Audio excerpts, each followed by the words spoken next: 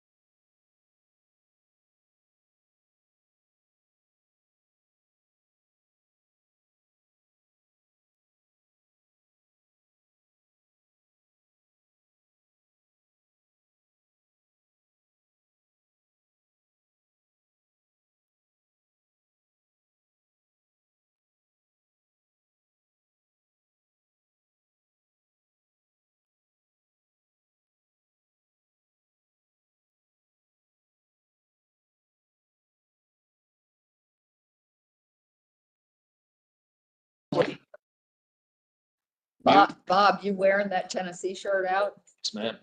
Right loud. Ready? Okay. All right, good morning. I want to call the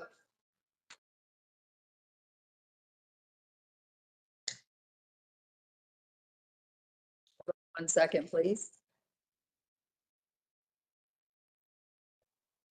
Okay.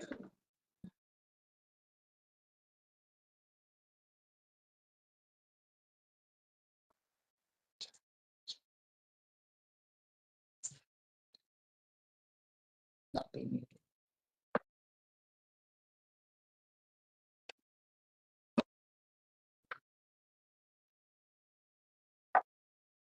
Test.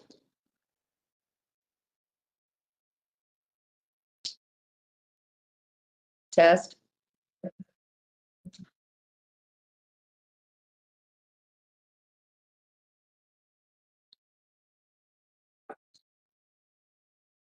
Yes. Yes. It's getting better. You know.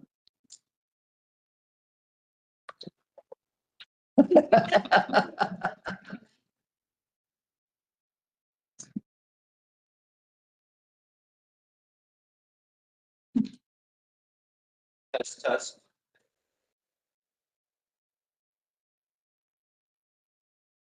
I don't think we've ever had that happen.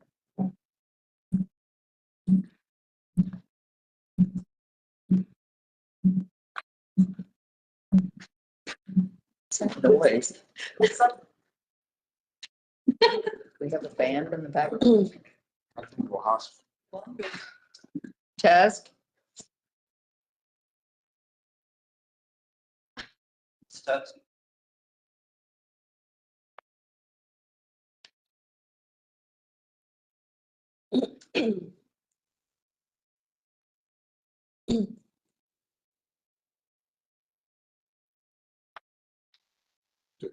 Madam Chair, just this Lori Hayes. I just need to let you guys know that I have a hard stop at 10.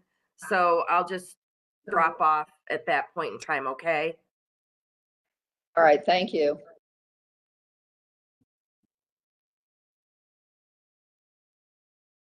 I don't know if the online people can echoing on our side, so we've got a delay in starting the meeting. No echoes on this side, at least for me. Test, test, test. Oh, boy.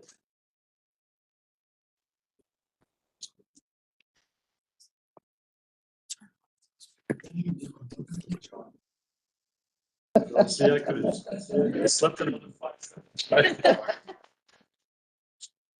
I actually turned those.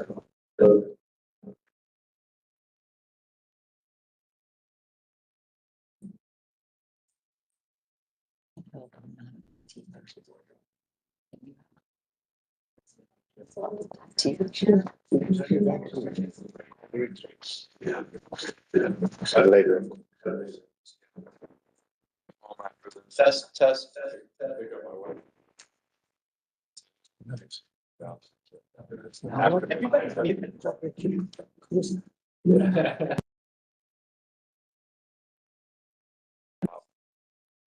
That mic up top is.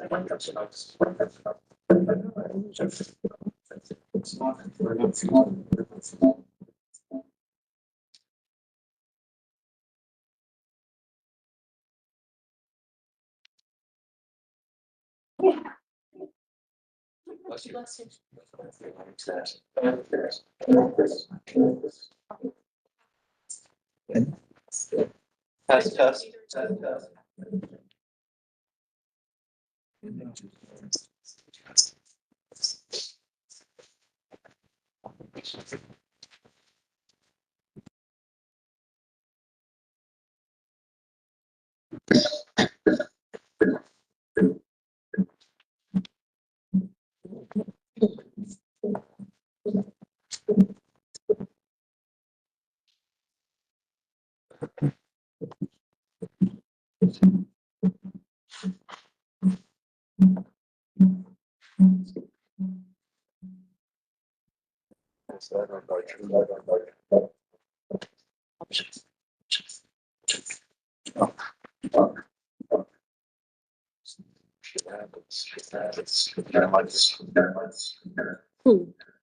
We are getting an echo now.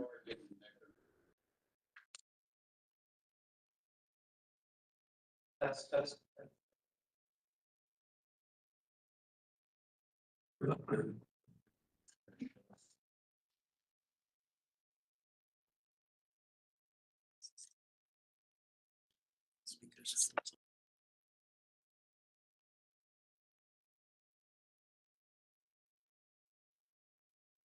Test, test. Other than the retreat. So. We should be able to. There's some joke that requires an echo.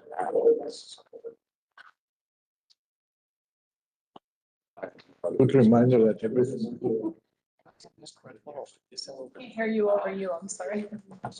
Reminder that everything is raised a hot mic. Yeah. Yeah.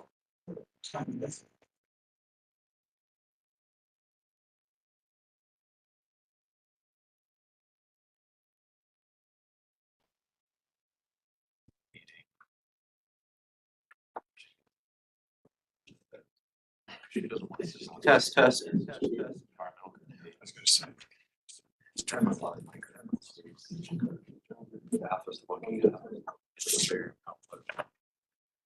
I think it's going to do is simplify this. Submission, transportation. That's so our staff can look at it now. Before spend this whole engineering page. So I don't know if I understand. But even the home builders, I guess they feel like it does.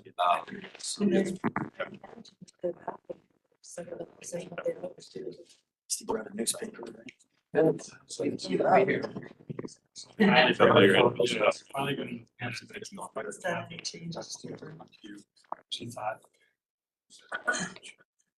This process of last year's.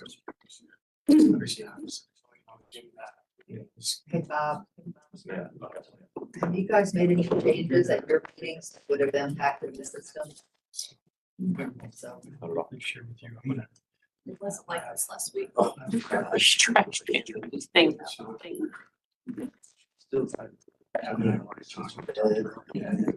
Before I.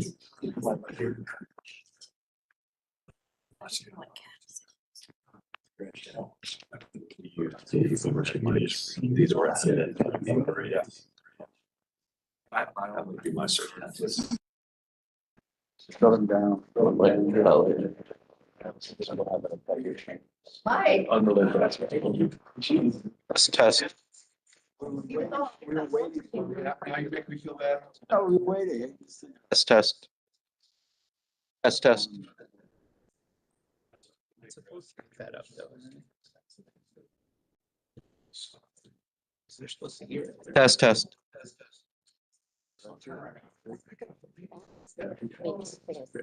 We will be able to. Geez, it's just for the training. Test. Why don't you just? Evidently this.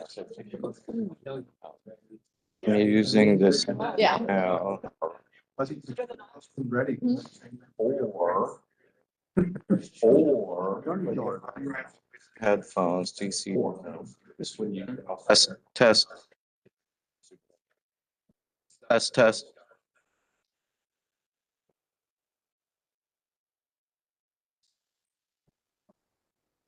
Echo. Test. Minimal.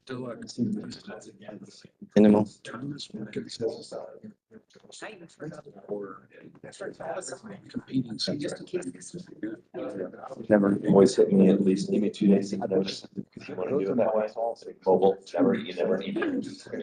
Test.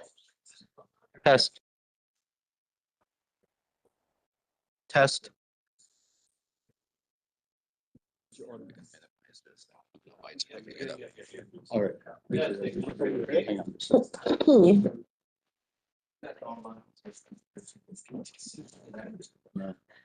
Feedback.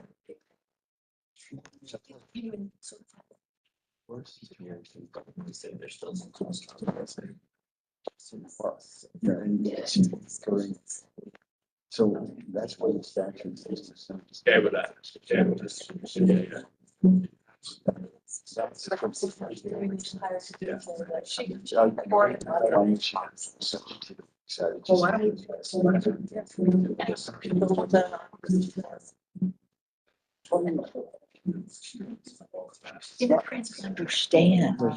long as his audio works. Congratulations.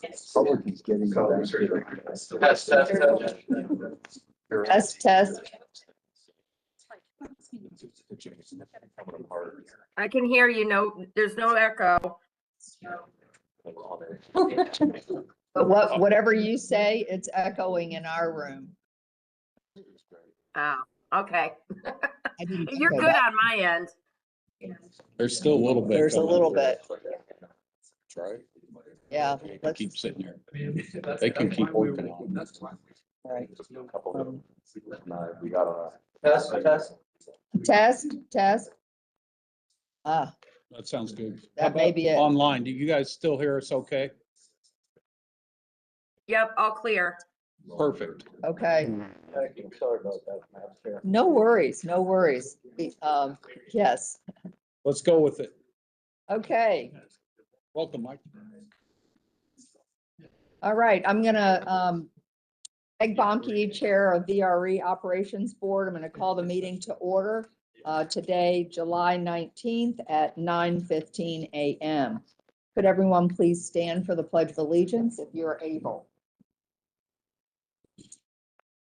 I pledge allegiance to the flag of the United States of America and to the republic for which it stands, one nation, under God, indivisible, with liberty and justice for all.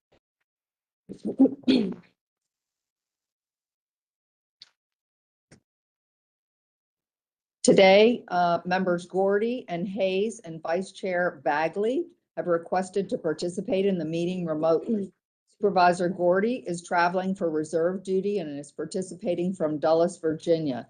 Supervisor Hayes has another meeting and is participating from home in Spotsylvania. There being a quorum and Vice Chair Bagley, she is traveling and was not able to get home last night. There being a quorum physically present, do I have a motion and a second to approve their remote participation? I have a motion and a second. Any discussion? All in favor, say aye. Aye. Any opposed? Any abstentions? Great, thank you. Rich, Chair, we did not call the roll. okay, let's call roll. Ms. Bagley, Here. Ms. Bailey, Ms. Bomke, Here. Ms. Franklin, Here. Ms. Gary. Here. Mr. Gordy. Here. Ms. Hayes, Here, Ms. Holmes. Here. Mr. Carantonis. Mr. McLaughlin, Here. Ms. Menting, Mr. Smith, Here. Mr. Stork, Here. and Mr. Walkinshaw. And Madam Chair, that is a quorum. Thank you, Leslie.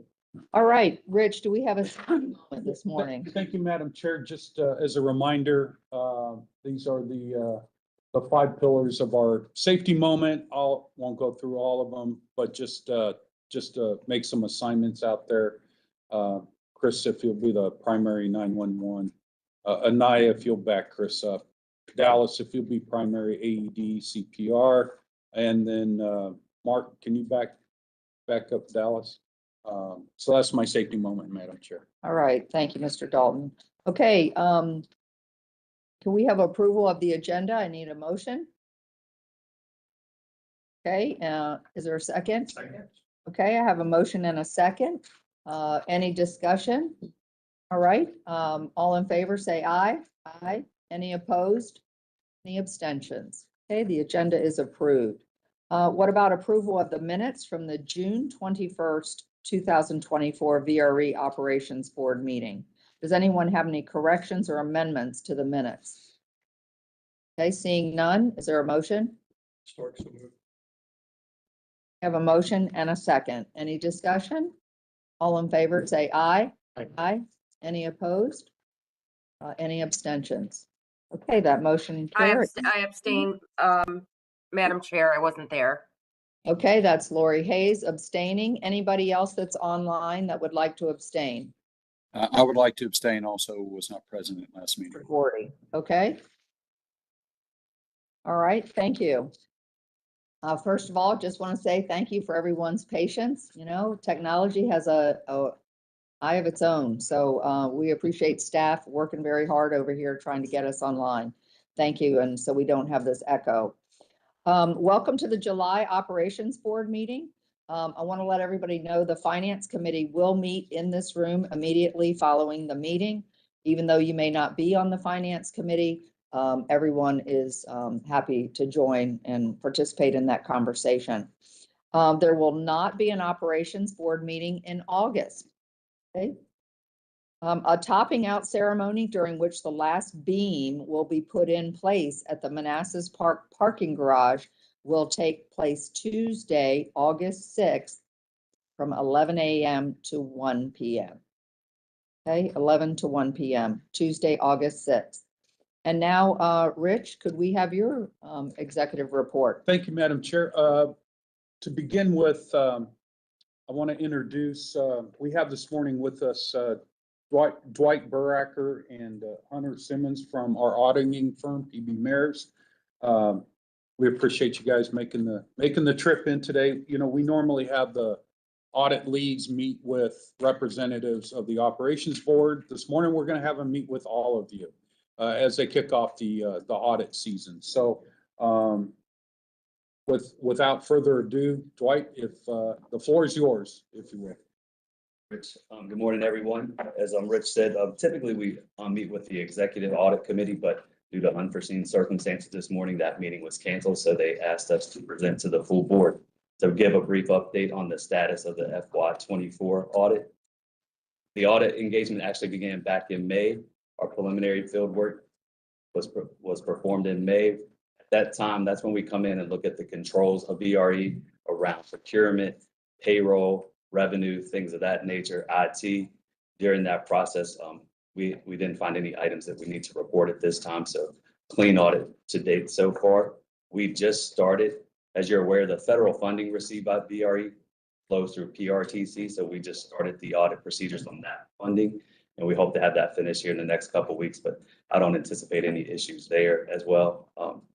We're scheduled to return in August to come in, and that's when when we'll audit the year-end balances and report back to the board sometime. I think we're scheduled to report in November to the full board, the audit, the complete audit. So that's all we have so far. Everything is gone well as anticipated, as it usually does and as anticipated. But if there's any questions or concerns that you may have for us, please feel free to ask. Anybody have any questions right now?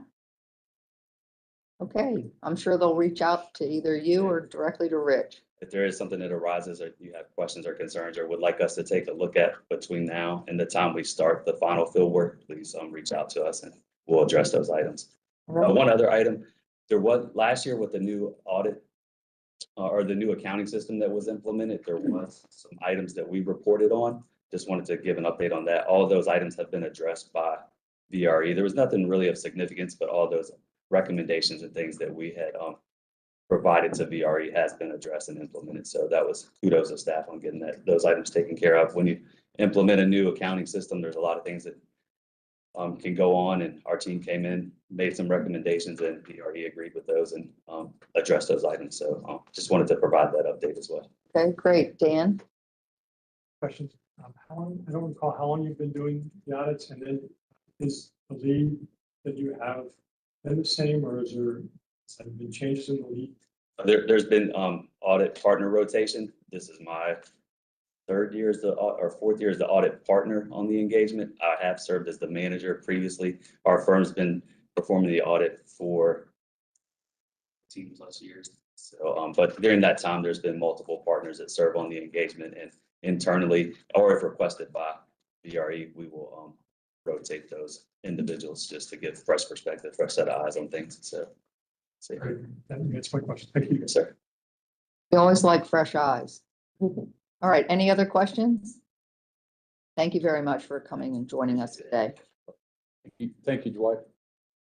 Just step through my report. Just wanted to inform the board as part of our implementation of our system safety program.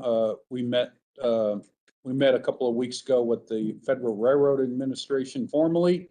We're 2 years into a 3-year implementation plan. It was good engagement. Lots of this wasn't necessarily like an audit or anything, but it gives us an opportunity to present to the FRA what we're doing, how we're progressing, and of course we get their feedback as well. So just want to keep the board informed of those efforts. Just going to slip right to on-time performance for the month of June. System-wide, obviously very, very, very far below our target of 90%, as I've been reporting the last several months.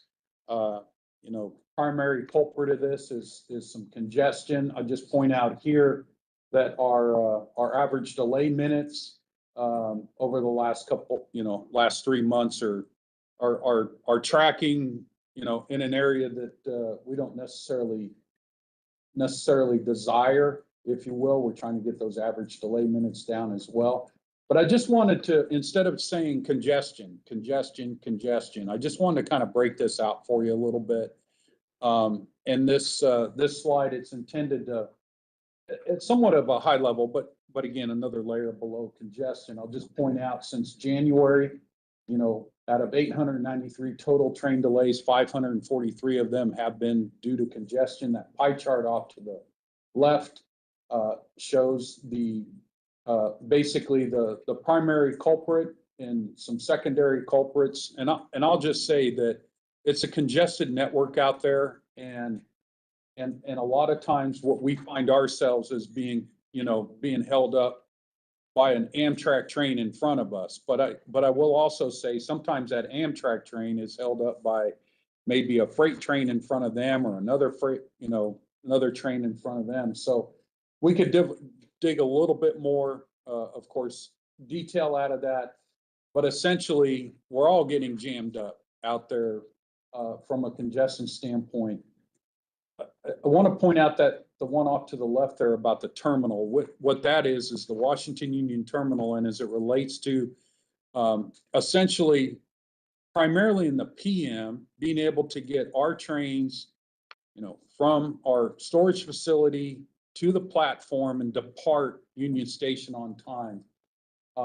That in itself is a large culprit of our congestion.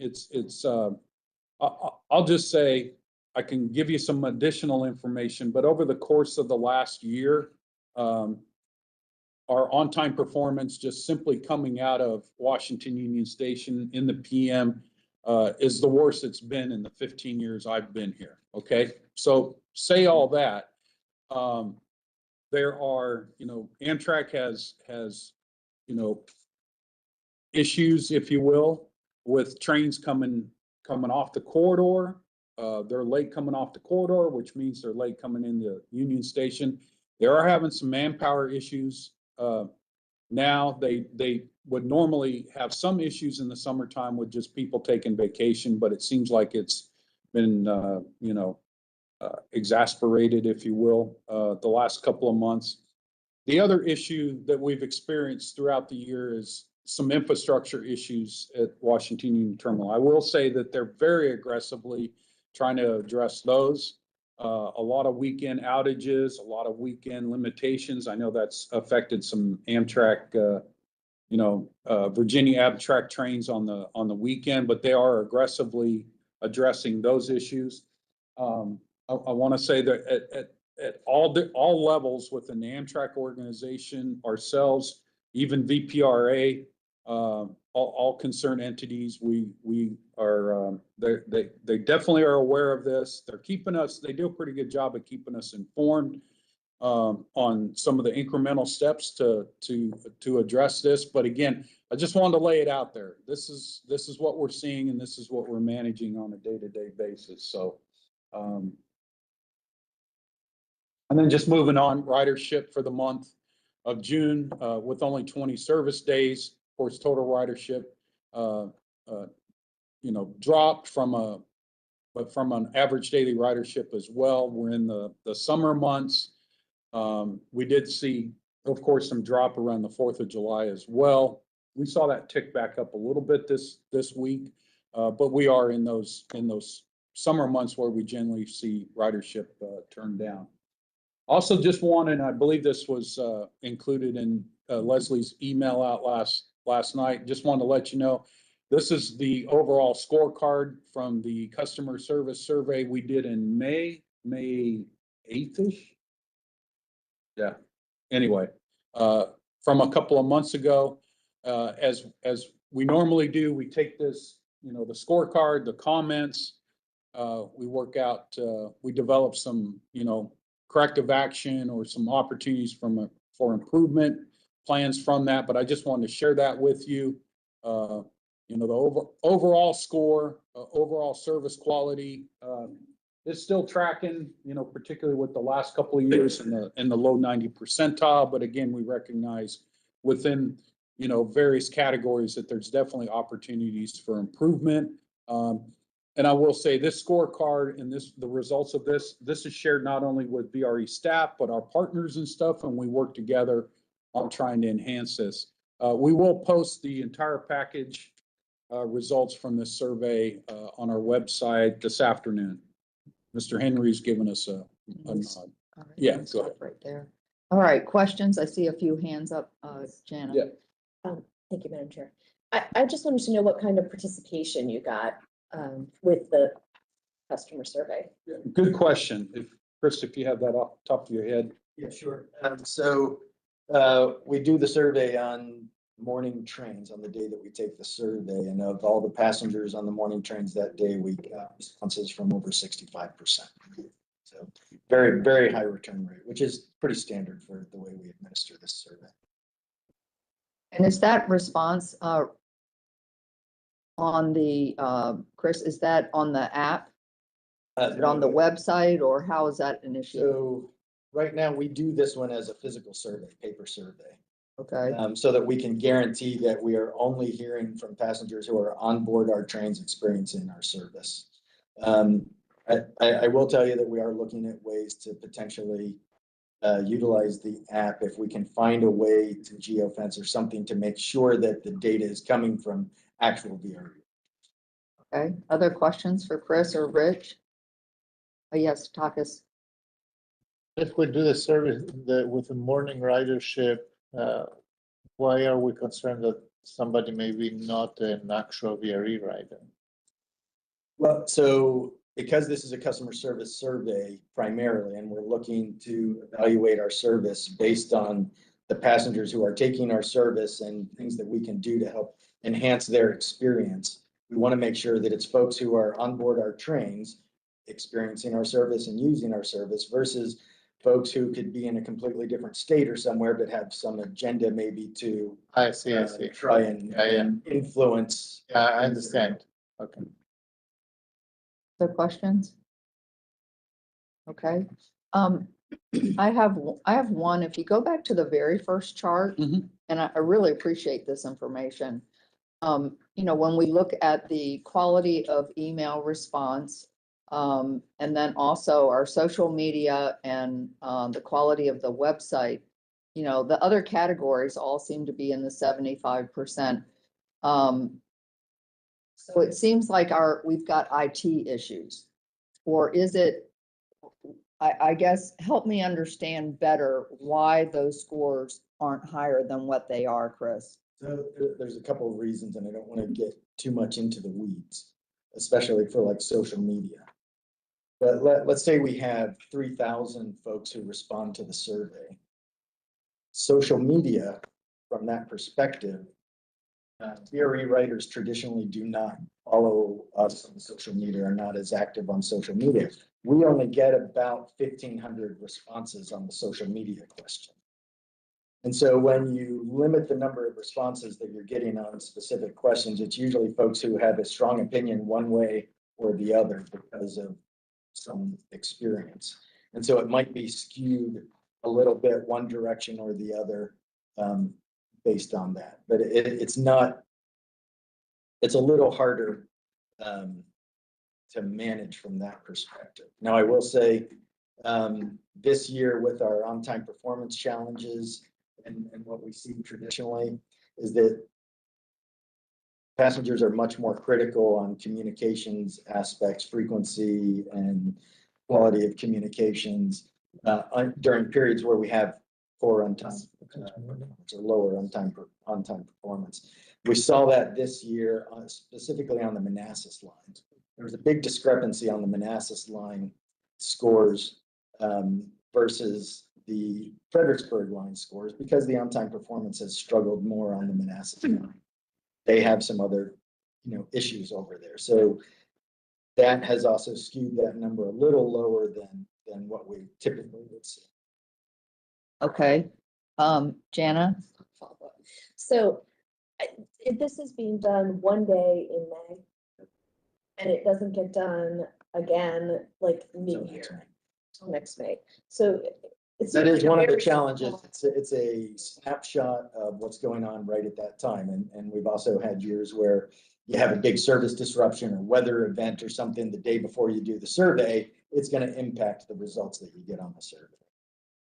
Seems like if you could figure out a way to do it, so you didn't have paper copies, then like maybe if they're using a ticket number to log in or something like that. So I don't know if there is such a thing, but we continue to look for ways to try and make that process a little more streamlined. But we also want to make sure that we're getting the quantity and quality of responses that we get from actual users. this is consistent, but it doesn't seem like it's very comprehensive. Like it's limited in what it's really.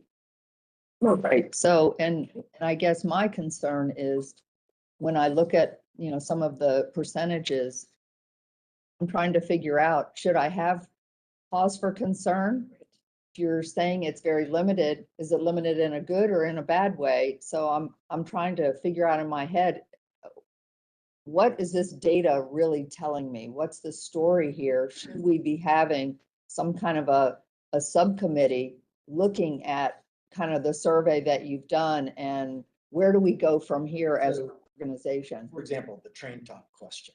Right. We also included a more qualitative question in the other part of the survey, which asked how many folks are signed up for train talks and are receiving those alerts. Less than 50% of our passengers are actually signed up for and receiving train talks. So what we would then look at that and say, okay, our first priority needs to be to get more folks receiving train talks so that they're getting alerts. So then that can have a positive impact on their score in terms of the quantity of communications and the quality of communications. So we try to take the holistic look at it and see how, what can we do to try and improve everything, even if it's just a couple points a year. Okay. Yes, Margaret? Sounds like maybe just doing the surveys more frequently may give us some additional intel, because if this is just a snapshot for a very small amount of time, I wonder if it's, to your point, as comprehensive as maybe it could be. Then I also wonder, because I've seen people outside the VRE stations handing out the surveys, so I think that's effective. Do we make announcements on the train to encourage people to fill out the surveys also? We actually have staff on board the trains, Mhm. and I can tell you they are. I'm not going to say aggressive, but they're highly encouraging.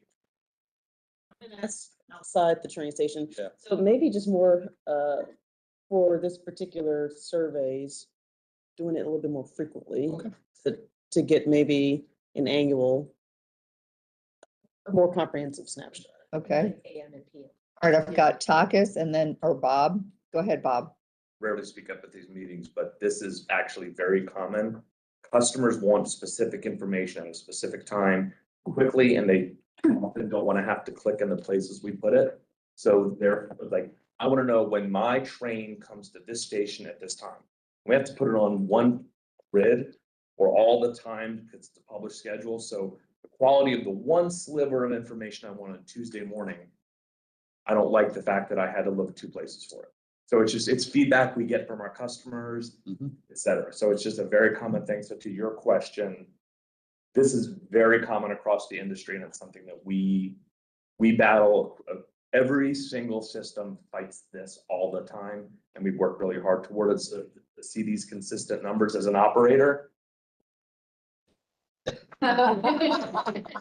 I feel the pain, and just you ask the question, to form a committee, we care desperately about this, and we work with each other all the time. So I just want to back up the staff and say this is what we see when we used to do our surveys pre-pandemic. The pandemic kind of killed that off. We're going to get back to doing that this year. Okay. The fact that you're seeing consistent numbers over time Yeah. tells you everything. Okay, well, that's good to know. I appreciate that, your perspective. Yes, Takis.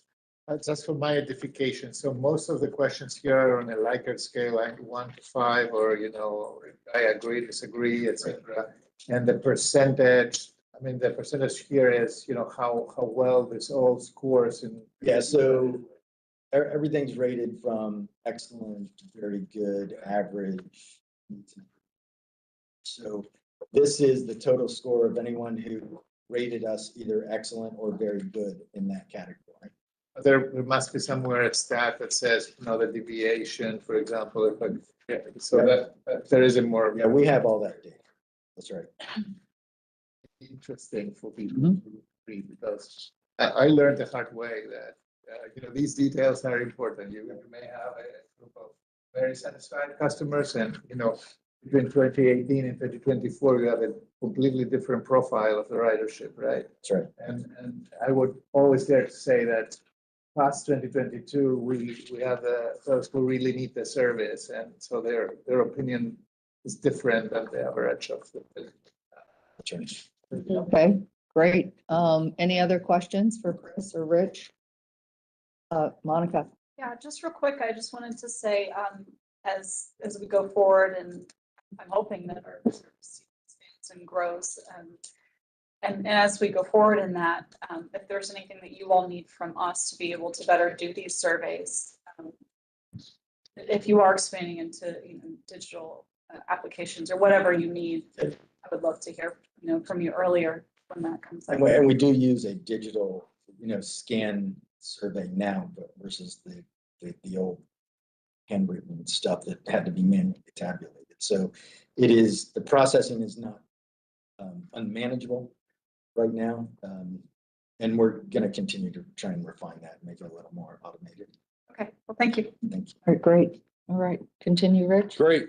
Well, since we have Chris standing up there, I'm here. the last topic is, just wanted to give an update on the mobile app and new website. We did, as we announced last month, we did, a rollout on the updated VRE app first, and then the website. I did send you an email a couple of weeks ago. We did have some issues on a couple of components or specific features, I should say, of the website. So ask Chris to jump in here real quick and update everybody on what we're doing there.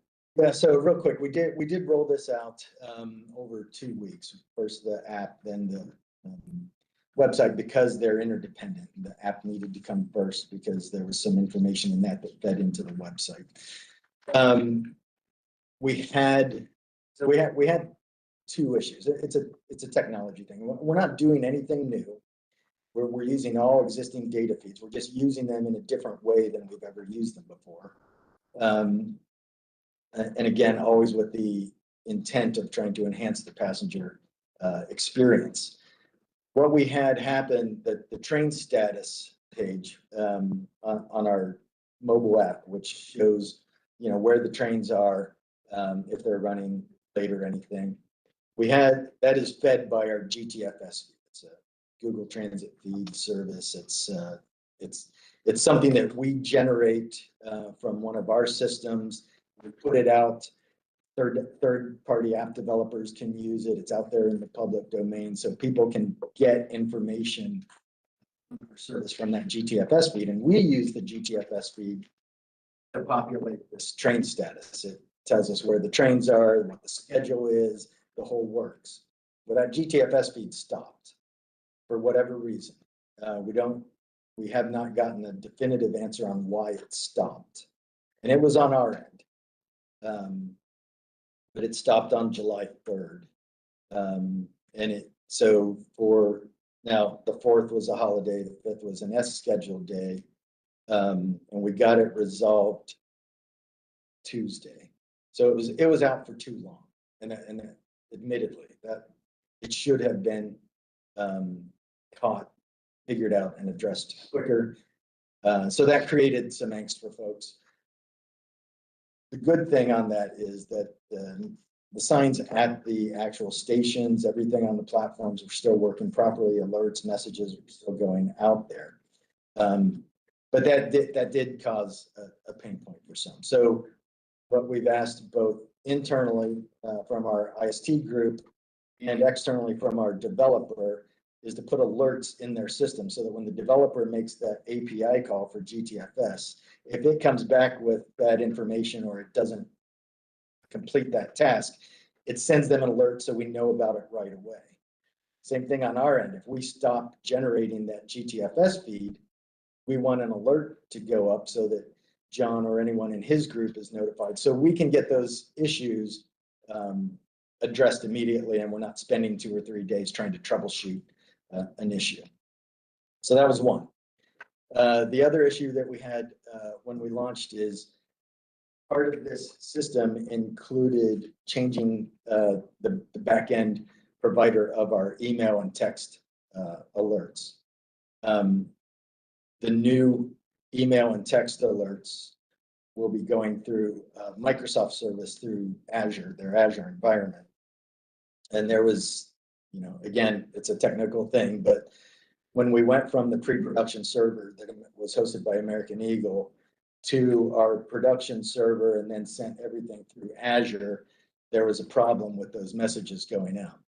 On that one, we were able to go back to our email and text alert system provider, which is currently Everbridge, and get those alerts going back out. So people were still getting their email and SMS text. Initially, it wasn't, as frequently as they would have probably liked, but the messages were going out. And we will keep the Everbridge system in place until developers can figure out what that issue is between American Eagle and Azure environment. Any questions for Chris? Okay, Chris, thank you for that update. I had requested this, of Rich to have this. We have had some complaints. You know, during some of these challenges that staff had, you know, it was very, very hot out. We had people standing out on the platforms and didn't know where they were going, what was happening. And I guess my only question is, and I know we've brought the old system back in and it's running parallel to the new one. But I go back to what Bob said earlier, that people want to have things at their fingertips. They don't want to have to hit 4 times to see where their train is and then see all the Amtrak trains as well. And Rich and I talked about this yesterday. So how, because with the new system, Chris, aren't they going to have to do that? No, actually, it's just the opposite. Okay, So the email and SMS text system was previously, and is currently being handled by a third-party service called Everbridge. I think a lot of jurisdictions use Everbridge. right. Text alerts and stuff. Over the years, we have gotten an amazing amount of feedback. We launched the original VRE mobile in 2015. And people have continually asked us to try and make the app the single point of contact for all things VRE, so they don't have to go into the mobile app to buy their tickets and then go into Everbridge to get their alerts and other third-party apps to find different segments of their overall experience. And so by bringing these all in, it's what we've done in this app by putting everything now through the Microsoft and Azure environment, it allows our staff, the folks who are putting messages out, to do it in the same back-end system that they're putting other messages out to the station platforms and everything else. So it's simplified for us, and it gives everything all in one app for the passengers. Okay, The other thing that you mentioned, like Amtrak trains. Yes, we do have Amtrak trains in this feed. That's something that our passengers have asked us for years, because we've always had the Step Up program. And our passengers are going, hey, I'd like to ride the step up train from Alexandria, but I never know when 95 is going to get here. So we have incorporated Amtrak feeds in this. So now we can put the Amtrak trains on the joint use stations, and those will show up on the status screen. So passengers will know if you're standing at Alexandria and the next train is Amtrak 95, well, maybe you'll jump on that instead of jumping on VRE 303. It's a convenience for them. Again, just single point of contact. okay, all right, thank you. Let me add Rich. though, but we have received some feedback, and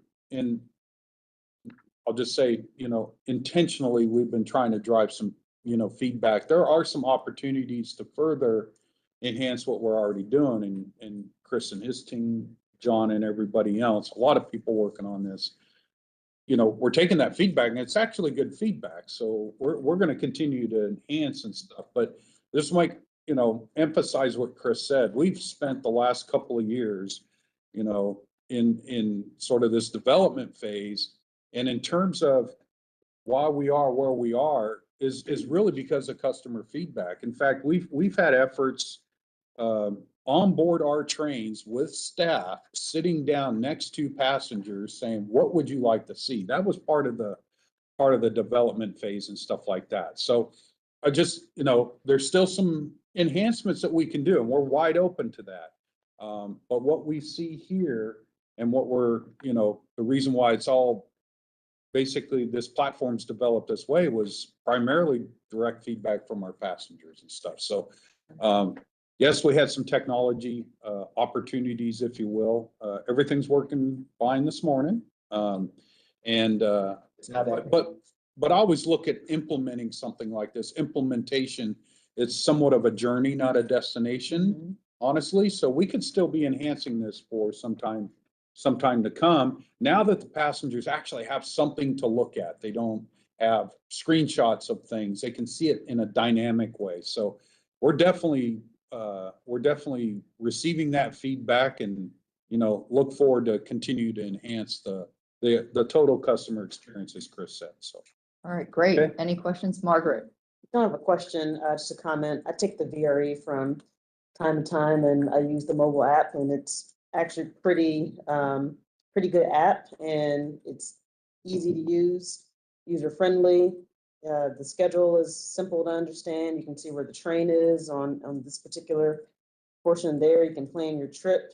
Your tickets are right there. I find this to be one of the easier apps of all the apps that I have to use. So I think you guys have done a really good job of making this user friendly. Great. Good feedback. All right. Thank you very much, Chris, for the update. That's my report, Madam That's Chair. okay. All right, moving on. VRE accepts public comments both in person and electronically via the VRE website. Members of the public wishing to make public comments have 3 minutes and should state their full name and the jurisdiction they live in. And written comments submitted before 8 a.m. this morning will be forwarded to the members of the board and attached to these official minutes. Do we have any members of the public who are here today that would like to address the board? All right, seeing none, Madam Clerk, I think we had a couple of emails that came in electronically that you sent out. Yes, Madam Chair.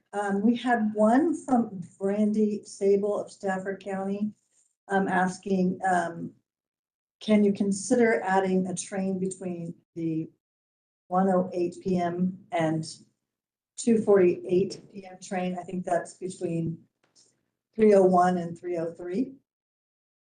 The second comment was from a James Fisher of Bowling Green, Virginia. Why were cab signals discontinued on the CSX RF&P, causing delay in block restrictions for most stops? This alone isn't an issue, but layering it with the heat restrictions, work zones, and other temporary speed restrictions is starting to add up.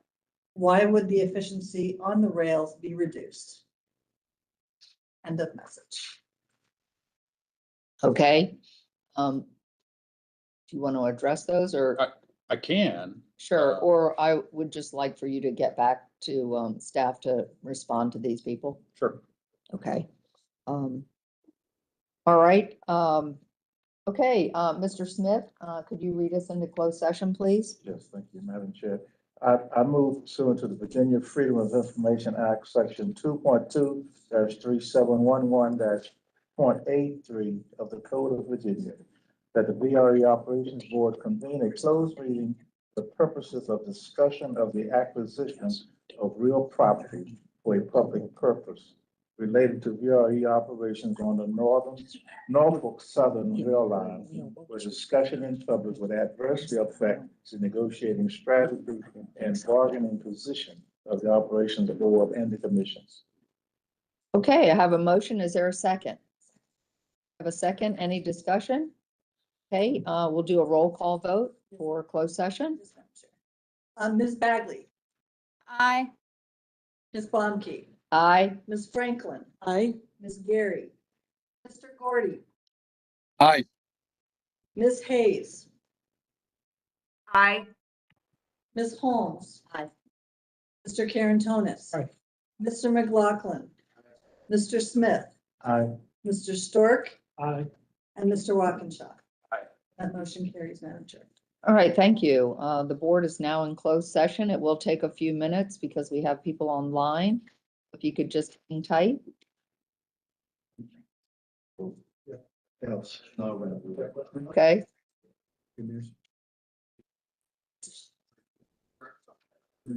I talked to a second person. Triangulate things like. Oh, my phone was, In the, but I don't know what it was. Our board. Oh,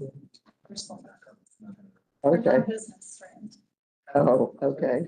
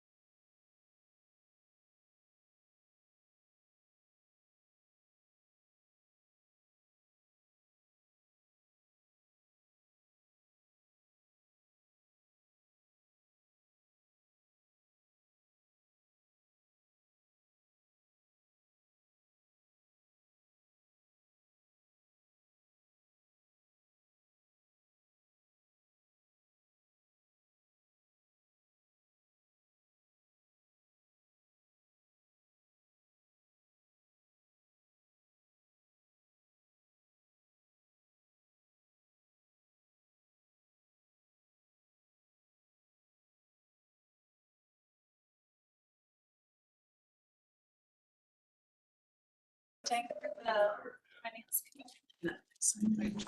So. Very proudly. Ms. Bagley, all you said. I'm here and I can hear you. Thank you, Mr. Gordy. I can hear you. Thank you. Sound like I heard 40. Can you both see the presentation? Yes, we can. Thank you. Madam Chair, we're back in open session. Okay, And there was. we are, in open session. Ralph, could you read us out of closed session, please? Yes, the VRE Operations Board certifies that to the best of each member's knowledge and with no individual member dissenting, at the just concluded closed session, only public business matters lawfully exempted from open meeting requirements under the Freedom of Information Act were discussed. And only such public business matters as were identified in the motion by which the closed session was convened were heard, discussed, or considered. Okay, I have a motion. Second. Thank you. I have a motion and a second. Any discussion or any discussion? Yeah, any discussion on, closed meeting certification? Sorry about that. Seeing none, we're gonna do a roll call vote for you to certify. Yes, Ms. Bagley, Aye. Ms. Bonte, Aye. Ms. Franklin, Aye. Ms. Gary. Aye. Mr. Gordy, Aye. Ms. Hayes. Ms. Holmes. Aye. Mr. Karantonis. Mr. McLaughlin. Mr. Smith, Yes, aye. Mr. Stark. Aye. And Mr. Walkinshaw. Aye. And Madam Chair, that motion carries. Thank you very much. All right, we are moving on to our action items. We have 3 action items. The first one is authorization to amend the GEC 8 task order for final engineering design support for the King Street and Commonwealth Avenue bridge replacements. Rich. Thank you, Madam Chair. First, let me just give a little quick background on this. So as you know, VRE's been working on we have an Alexandria Station Improvement Project. That's a project that VRE's been working on for years. The King and Commonwealth Bridge replacements. This is a project that is in a simplified format that both CSX and VPRA have been collaborating on, and essentially and through obviously internal collaboration and stuff, these bridges are adjacent to the Alexandria Station location. It has been determined that the best way to proceed with those projects is to basically unify those projects, okay? So VRE is stepping into the lead more from just from a procurement contract administration standpoint. It's very important that both of these projects are highly coordinated together, okay? So what we did in June, we stood up an initial task order, did that under my delegated authority, just so we could bring on consulting firm that could basically look at the efforts that had been going on with the bridge replacement design and just basically get an understanding of the level of effort for unifying, not just the design, but the project together. So what this task order does is basically builds off of that original task order that we signed, which of course now is above my delegation of authority. So we're seeking authorization to issue this task order in the amount stated in this resolution plus a contingency. That will then now take that the next step. There's been some conversations with CSX. That'll further unify the design, if you will. I believe I'll come back in September with a couple other elements. But again, the end game here is to unify those designs so we can go and procure them together.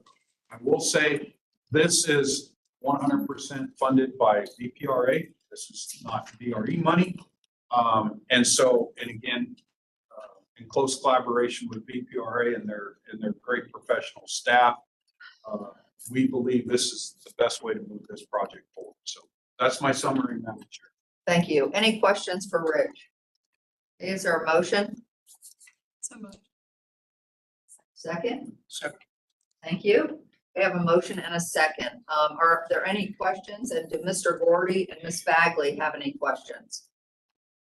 No, I just want to express my support for the project as an Alexandrian, and I think the constituents will be pleased to have these projects coordinated. So I'm pleased to see this moving forward. Thank you. Mr. Gordy? Madam Chair, thank you. No comments, other than to say I've got to go catch a flight. So after this vote, I will be departing the meeting. Okay, all right, and we will do a roll call vote in just a moment. So we have a motion and a second. Any questions from anyone here in the room?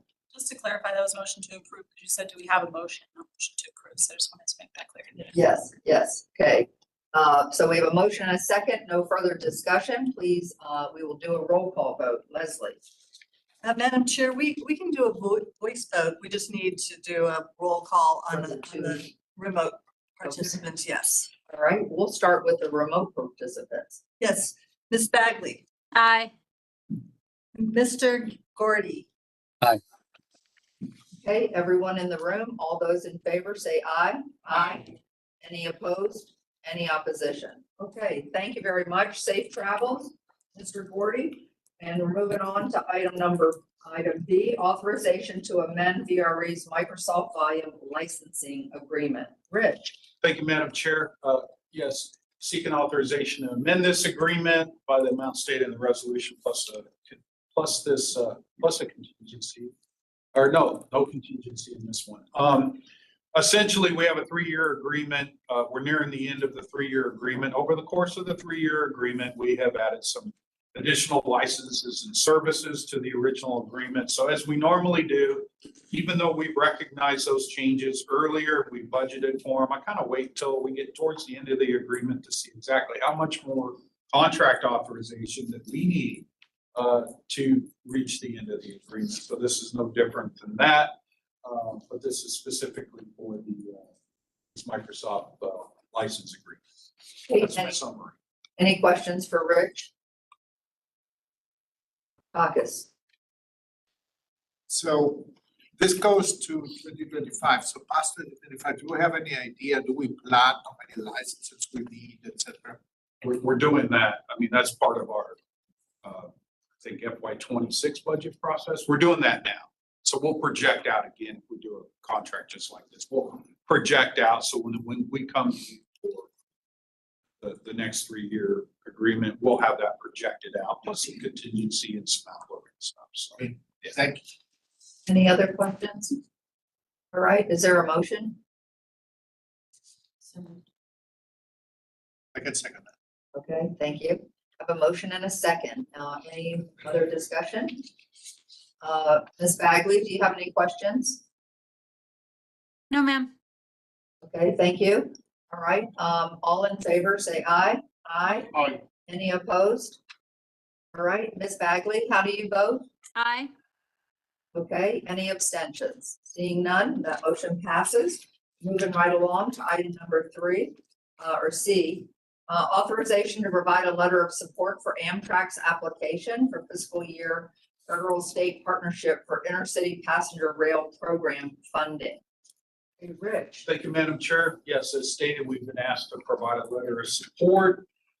This is for a small contingency of projects at Washington Union Station. Some of them do have direct benefit to VRE. At this point, all I'm seeking is authorization to submit a letter of support. They have asked us for a, potentially a financial contribution or a match because of the late request here. Not ready to deal with that. We'll deal with that request as part of our normal budget process for this year. But that does have some direct relationship to VRE. So I recommend that we provide that letter of support. It's my summary, Madam Chair. Okay, any questions for Rich? Margaret? Yeah, just a quick question. I have in my notes that some of the improvements can help with capacity and reliability. If you could talk a little bit more about that. So one of the this is one of the indirect benefits. So in this project, they would be updating a transformer that helps power electric trains. Well, that doesn't do anything for us, but it indirectly, but directly, they have reliability issues up there with this particular transformer network, if you will. So if they can keep the electric trains from interfering with the VRE trains, if you will, there's a direct benefit for us as well. There's some telecommunications or digital technology communications, which is actually an enhancement, you know, not only from an operational side, but from a passenger support side as well. So those are a couple examples.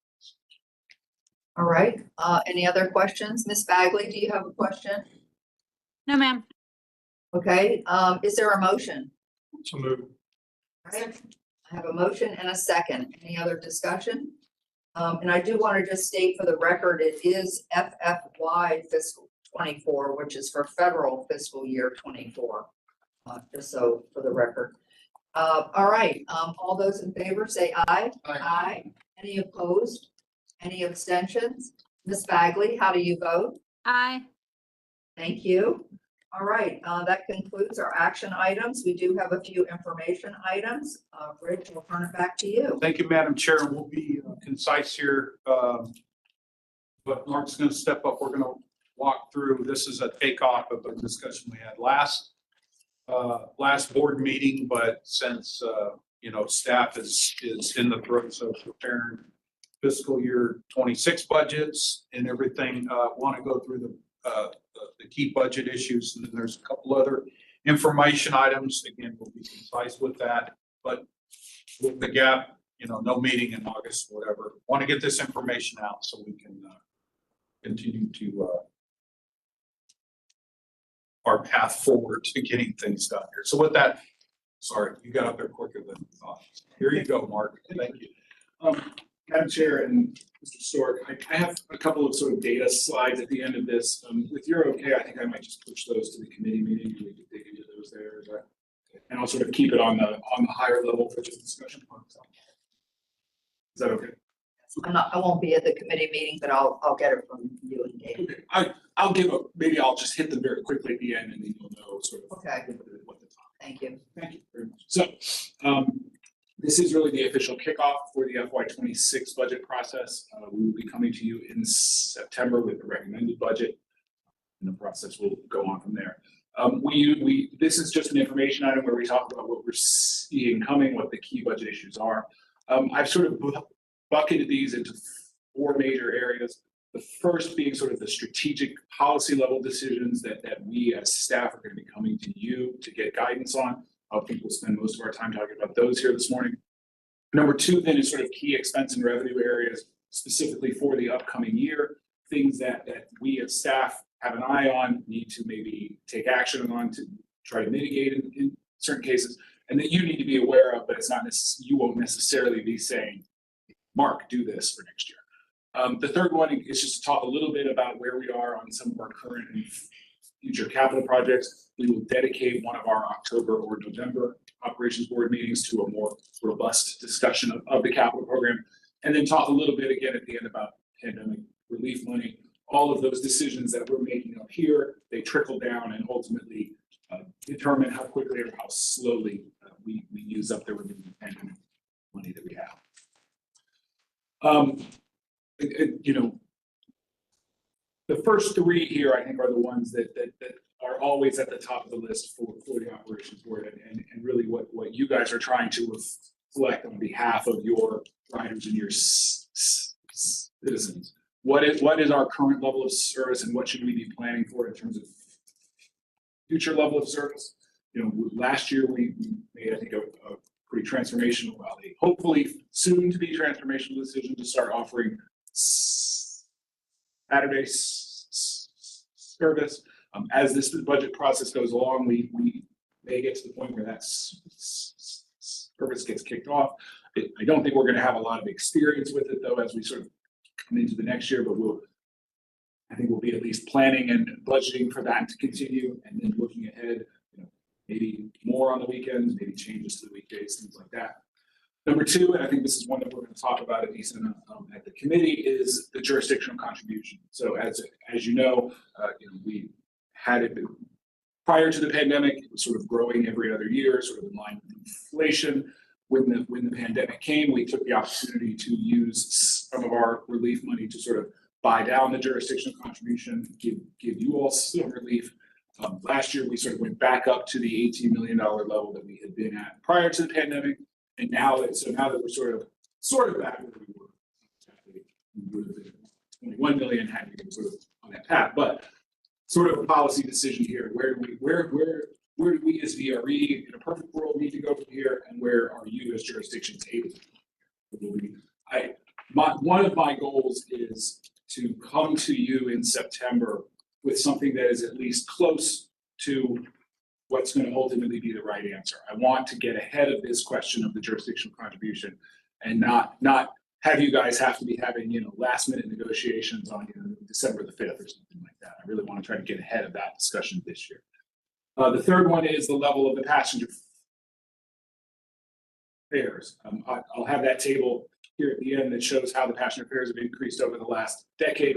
And it really is kind of striking, I think, relatively how little the fares have gone up.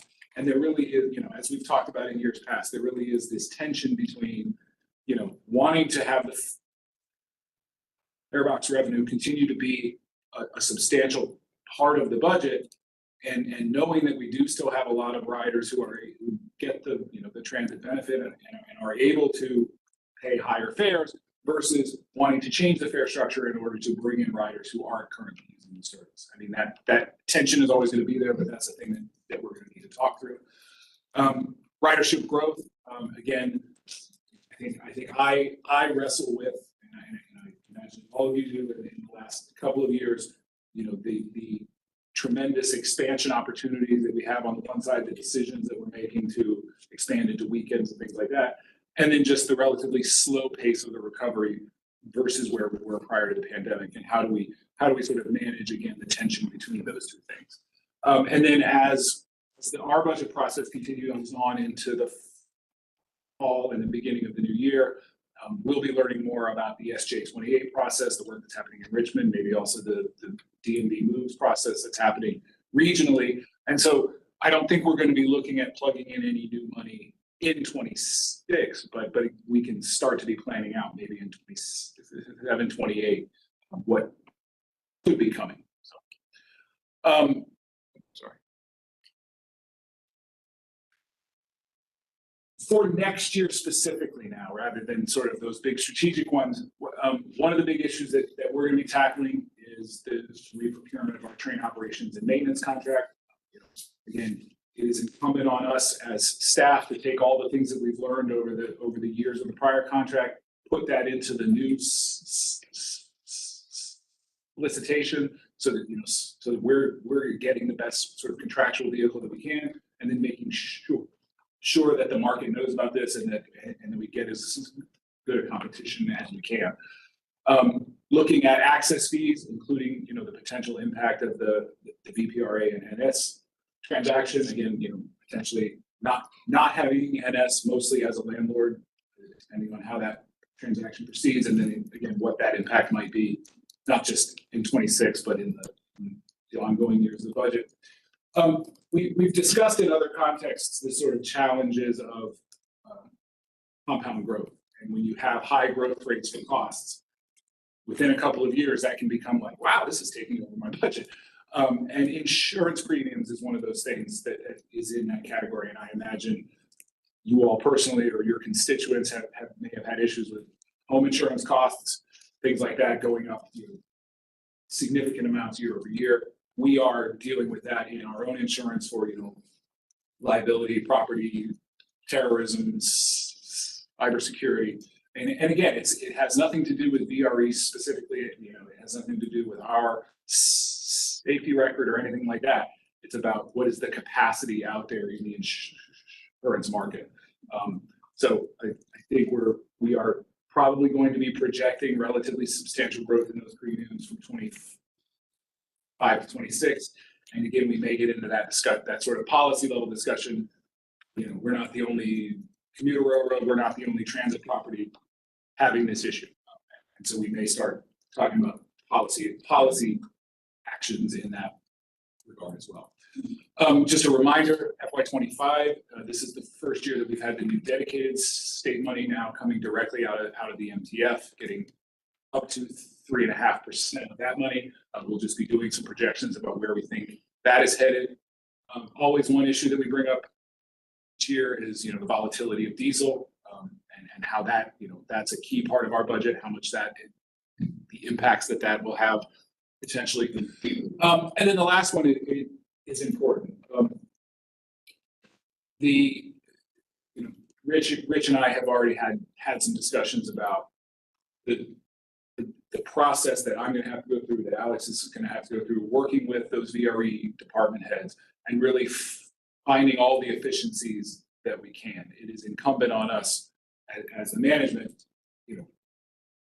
from a sustainability perspective, making VRE sustainable is about ridership. It's about getting riders back. But at the same time, it is incumbent on us to make sure that we are operating as absolutely efficiently as we can. So that's going to be part of the process this year as well. Just 3 capital projects up here as a couple of representative ones out of our larger program. The Manassas Park parking improvements, that is a shot from just a few days ago, I guess, from the live camera. As we mentioned earlier, we're going to have the topping out ceremony here in early August. That project is going tremendously well. So it's exciting to have projects that actually move out of planning and design and actually into construction. And I know I know Dallas loves that too. So we'll have a few more of those, like the expansion rail cars. I don't think we'll be taking delivery in 26, but we're going to be getting a lot closer to actually taking those new rail cars. And a lot of money is going to be going out the door as we make progress with those. And then we were just talking about the GEC and the Alexandria station, a project that originally started just with the station, trying to get rid of that grade crossing, trying to put in the elevators, realign the platforms, and is now expanding into a much larger kind of effort dealing with the railroad bridges and the TRB program. So like I said, we'll be coming back in probably October, November, really with more of a deep dive into each of the projects, where they are, those projects that maybe are still have a gap in terms of the funding, what's our plans for addressing those. And then you've seen a version of this slide before, but we've just got the numbers up to current. So if you recall, we received 3 different tranches of pandemic relief money. The CARES Act money has all been completely drawn down as of fiscal 23. We are partway through our rescue plan money. As of May, we have drawn down about $48 million of that, so we still have more than half of it left.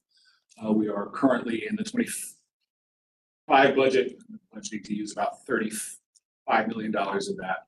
And then once the rescue plan money is drawn, then we would begin to tap into the third one, the CRISA money. And the question does arise occasionally, what is the status of all of these funds, things like that. All of these funds have been obligated. They are all in grants. So, there's occasionally talk of things being, pulled back if they have been put into grants. Just wanted to make that point again.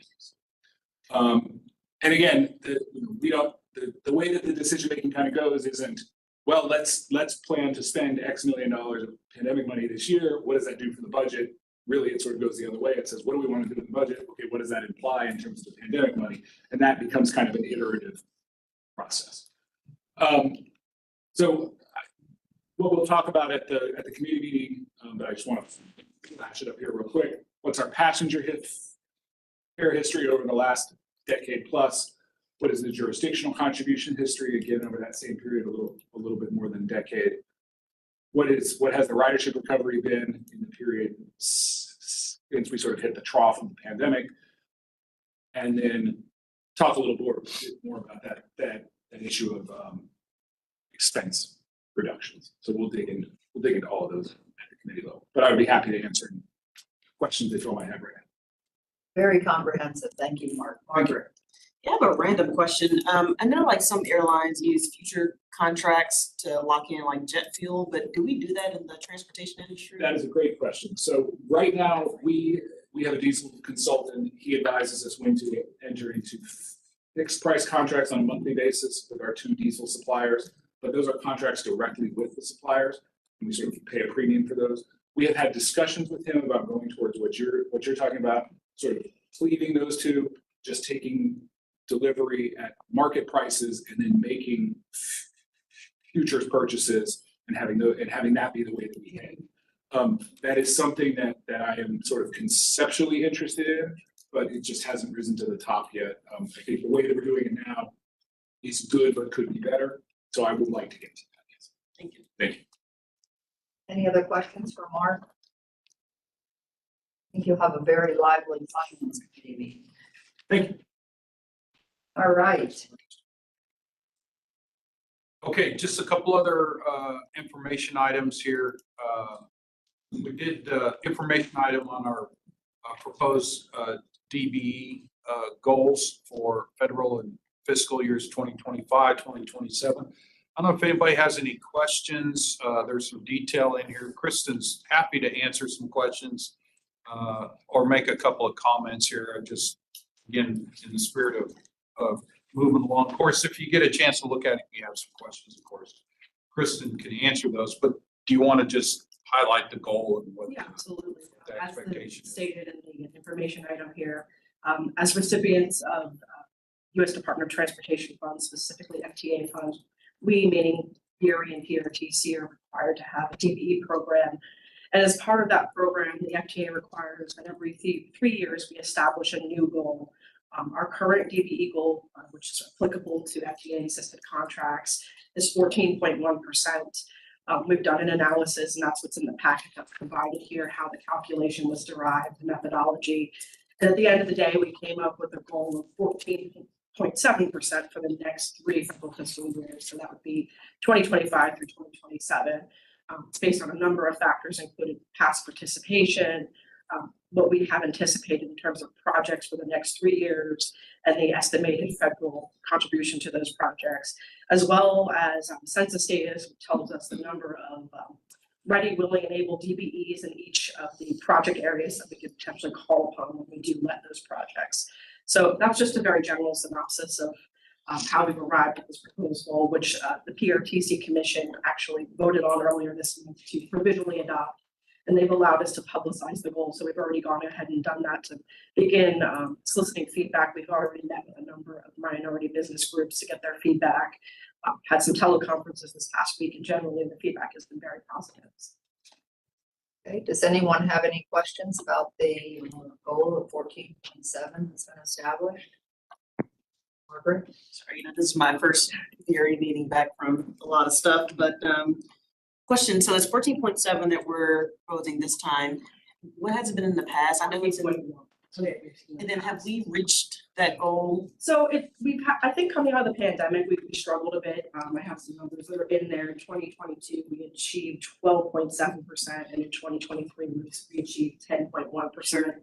In 2024, I will say, although the year is not complete, the federal fiscal years, we are we've had an award to a DBE that has allowed us to go above the 14.1. So we've done very well this year. Yeah. And it's reflective again of what we have coming. We have very large construction projects coming, Alexandria, Crystal City, Franconia. And historically, we've done very, very well in construction with the subs and the various trades. Yeah, and COVID is such an unfair, period. I think, the number of DBEs, it seemed like maybe those that were certified during that period sort of dwindled. And also we've had some sole source awards over that period that were involving FTA money where there weren't any subcontractors. So mostly in the rail sector, where some have like the rolling stock maintenance and things, where sometimes struggle to find a lot of contractors that are out there. It's a very limited market, unfortunately. But were we hitting our goals for 2020?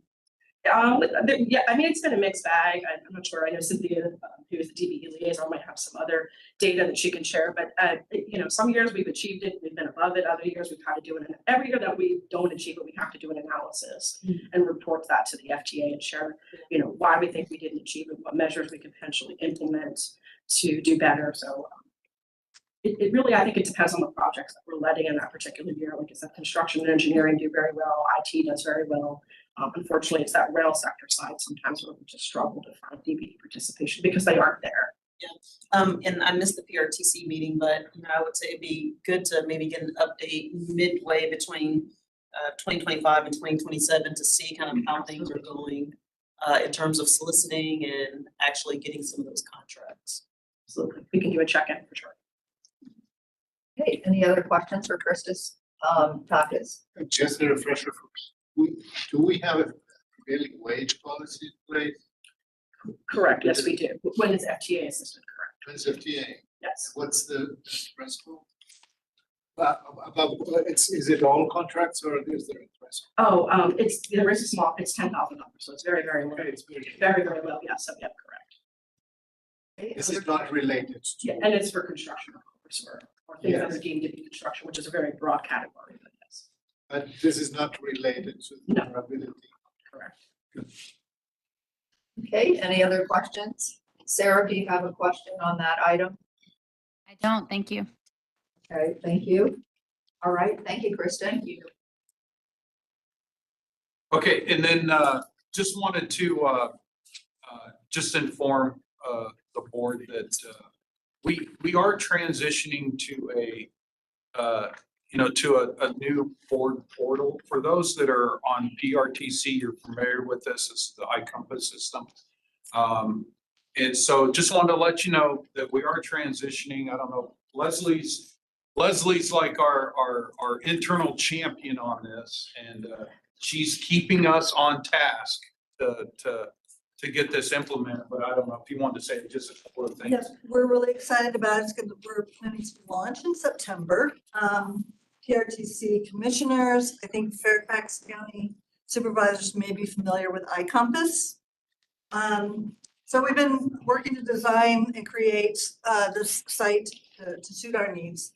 And it has advantages. It's very comprehensive board management system. So from the backside all the way through to voting and so forth. And eventually we will introduce electronic voting from any device. There's better transparency in that partners and the public can sign up can subscribe to notifications. And there's, when we upload all of our historical documents, there's OCR technology, which is optical character recognition. And so you'll be able to like search on the PDFs for anything regarding like a specific topic, which is really going to be helpful and transparent. So the next steps in late August, you'll receive an email with an invitation to set up your credentials. And if anybody wants like a one-on-one virtually with me, I can set that up. I can schedule a meeting and I can give you a tour of the site and how it's used. Okay. More to follow. Yes. Yeah, I was gonna say, so we do use Diligence. So yes, it's Same thing. iCompass is a diligent company. Yes. Better than Diligent. Uh-oh. The bar has been set or the bar has been raised. There's not a password. Okay, any other questions? That's it. Appreciate that. And then we did want to have Joe's at the ready. Just wanted to tee up our legislative agenda season, if you will. Joe will be concise, some of the stuff we've seen before. So with that, Joe, the floor is yours. Good morning, Madam Chair, members of the board. I'm Joe Swartz, Director of Government and Community Affairs. Let's start this off with a discussion with a quick recap of what we've been working on so far. So at the General Assembly this year, we really only have one ask. We have one bill. It had to do with getting an exemption for paying taxes on a certain type of insurance. Otherwise, most things that we buy were tax exempt, but there's a technicality in here that makes us have to pay the taxes on this one type of insurance. So Amy Parent-Seibert, who's our state government relations person, and I went down and we talked to the tax department. They completely understood what we were talking about. They helped us write the bill language. We went and got two patrons, Laura Jane Cohen in the House. In the House, it passed out of the subcommittees and the committees and out of the House unanimously. Nobody had a question. On the Senate side, we had Senator Stella Karski. And it went to Senate Finance, and like many bills this year, it did not get out of Senate Finance. So it did not die. It was continued to next year. They had some questions, and in particular, what they wanted to do, they think it's a good idea. They think there may be other organizations in Virginia that should be part of this, that also should get this exemption. So they have asked the Treasury Department to do a study that will be done by the end of the calendar year, basically looking at other agencies in the state that can also be part of this. So we can bring this back next year, and I think it'll go through without any issues. The other thing we talked about a lot while we were down there was that, you know, in the near future, there's going to be a growing need for additional sustainable funding for VRE. We're through this program, we're putting $4 billion, the state and us are putting $4 billion into all of this infrastructure. There's going to be a lot of capacity there. We're going to want to put more service out there, but we can't do that on the backs of the jurisdictions. It's just not going to happen. We're not going to be able to put that much service out there. So everybody understood that as we brought it up. This, of course, was in the context also of everybody talking about WMATA funding. So, you know, we just continue to hammer away that we had to be part of this discussion you know, up here in SJ 28 down in Richmond about the future of transportation and transit funding in Northern Virginia. On the federal side, we really only had one bill there that we were trying to get passed. We were working very closely with the Commuter Rail Coalition, which is a coalition of most of the commuter rail services in the US. As Mark sort of alluded to, insurance is getting very expensive. There's going to have to be a lot more discussion throughout the industry of how we're going to deal with that. A little bit of low-hanging fruit here is that every 5 years that the amount that we have to have goes up. The Secretary of Transportation does an analysis of inflation over the last 5 years and says, okay, the new cap is really the minimum amount of insurance, liability insurance that we can carry. So it goes up to this. Well, right now, every commuter rail service in the US, when that number comes out, has 30 days to go to the market and get more insurance. As you can imagine, when everybody is going to the market at the same time, we're not getting a good price. So we are working with you know, Senate staffers, Senate committee staffers, House committee staffers to try and get a bill that would give us more time. We think we've gotten to language that says basically they'll give us a year heads up of what that number is going to be.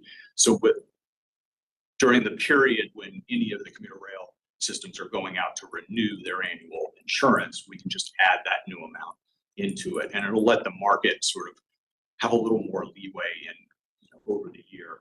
So we're not just cramming them all in one 30-day period. That's going well. It's not a big enough deal to have a standalone bill. So part of what we're trying to find now is the right vehicle to attach this to. So we continue to work on that, but it's looking pretty promising. Let's see, the other thing I wanted to talk about here is the timeline. So start the discussion today, legislative committee meeting in September. October, I'll take everything that we get out of that committee meeting, have a draft, we'll present that as an information item in October, and then come back in November with an action item. This is one of those things that has not been delegated to the operations boards. We do have to get approval from the commissions. So the action in November will be to recommend it to the commissions, and we'll take it to the commissions in December. Members of the legislative committee, you can see up there, and Madam Chair, Ms. Bailey has asked that she be added to that as well, if that's okay with you.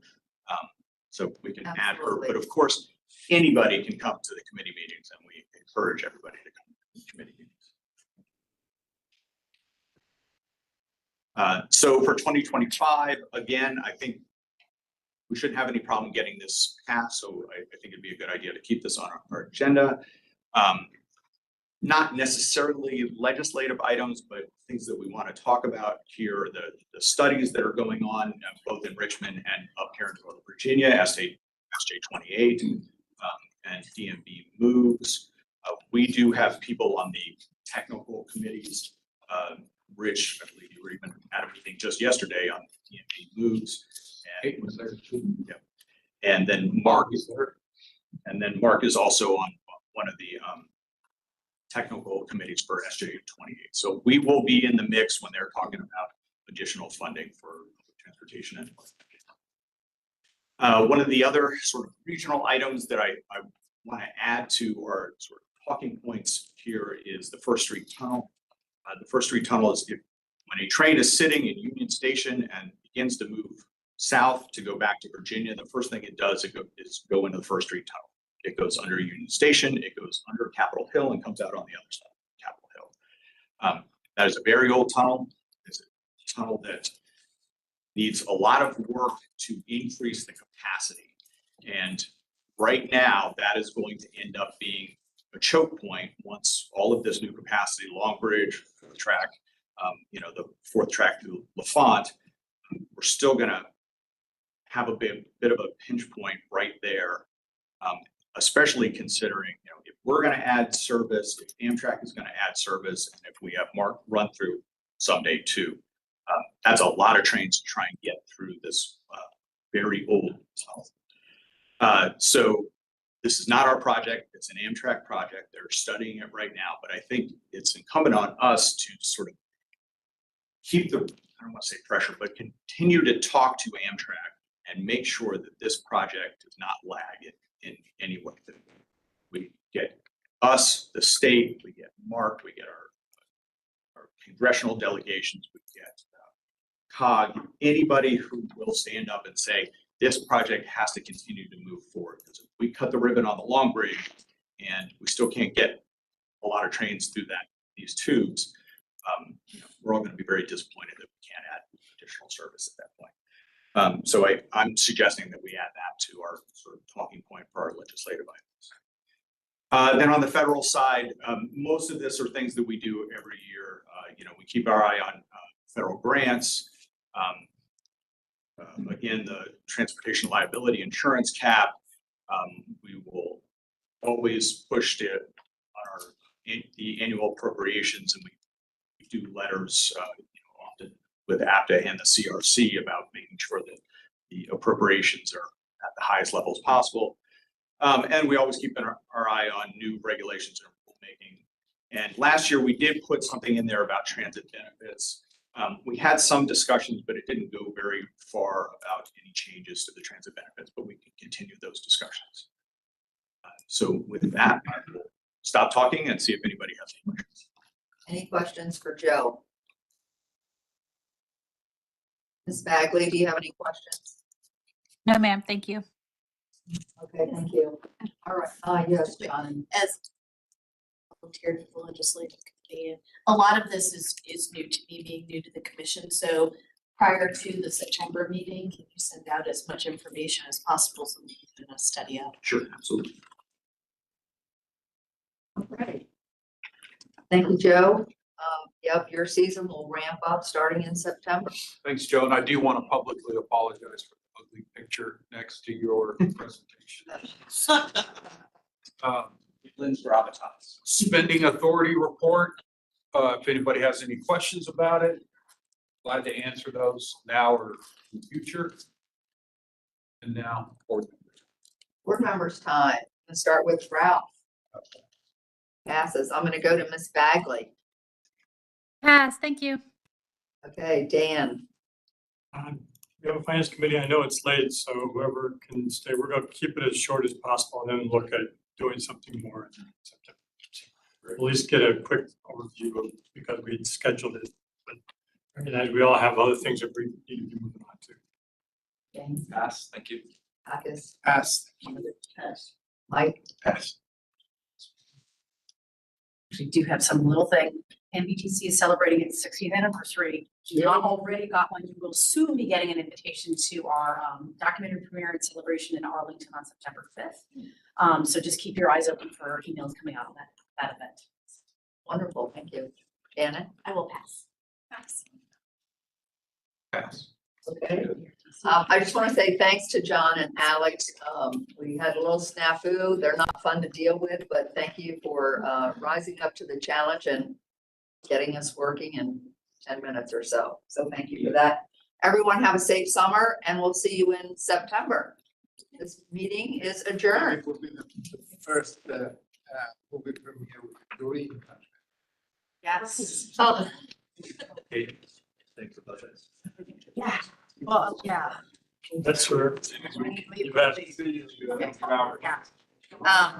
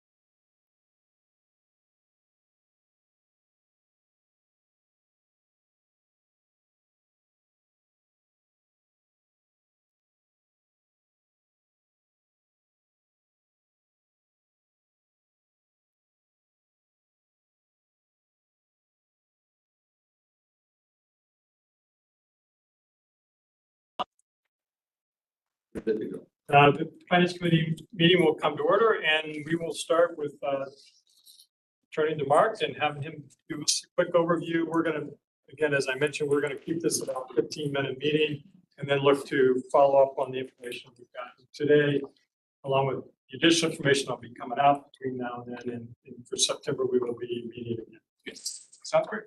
Okay, thank you all. Thank you all for coming. The first item on the agenda is a follow-up to a question that Mr. Stork had asked actually a few months ago, and I had wrestled with a little bit.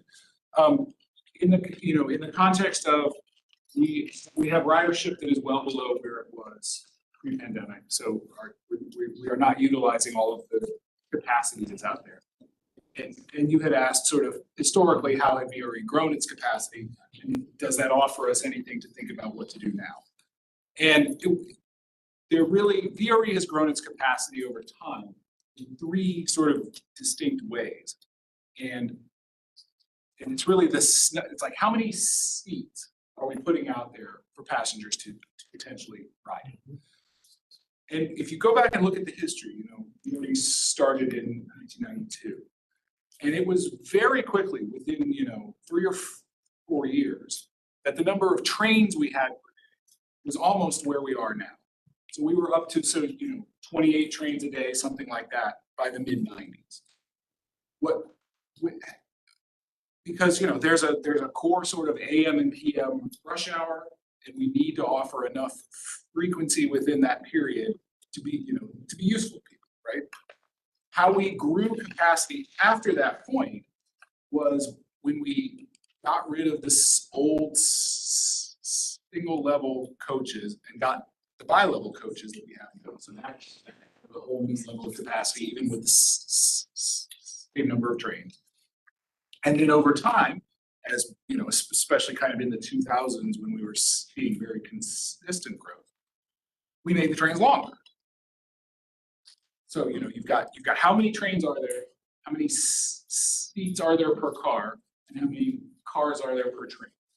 And if you recall, prior to the Transforming Rail in Virginia program, continuing to lengthen our trains was our plan, at least for the sort of medium term. We were going to go to 10-car trains on the Manassas line because that was really the only way.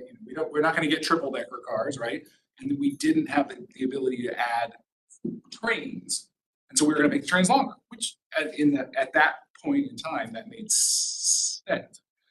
So I think if you were to think about, I don't want to go down this road, but if we were to think about sort of unwinding some of our capacity to sort of match where the demand is now, I think you wouldn't get rid of the bi-level cars like that. That's pretty much just a non-starter. The cars are the cars.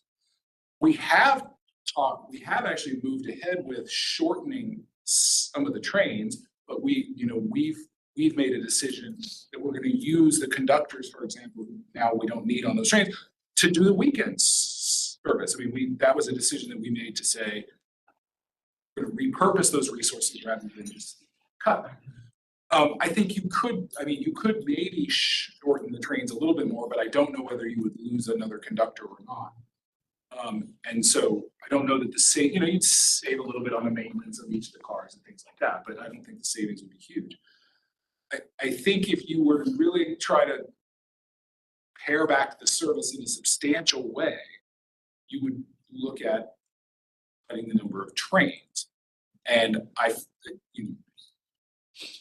things get much worse and we get to a point of having to do that, we could explore that, but I would never recommend that because I think you head down sort of a death spiral there, because the frequency of the train is really what the rider is looking at to say, does this work for my trip or not? They don't care that it's a bi-level train, really. They don't care how long the train is, really. They want to know, is it going when I want to go, right? And if we start cutting the number of trains that they can choose from, I think we head down. So I don't want to present this to you as like, there's nothing we can do. I just think we built up our capacity in a certain way, and unwinding that capacity could be done, but it's changed.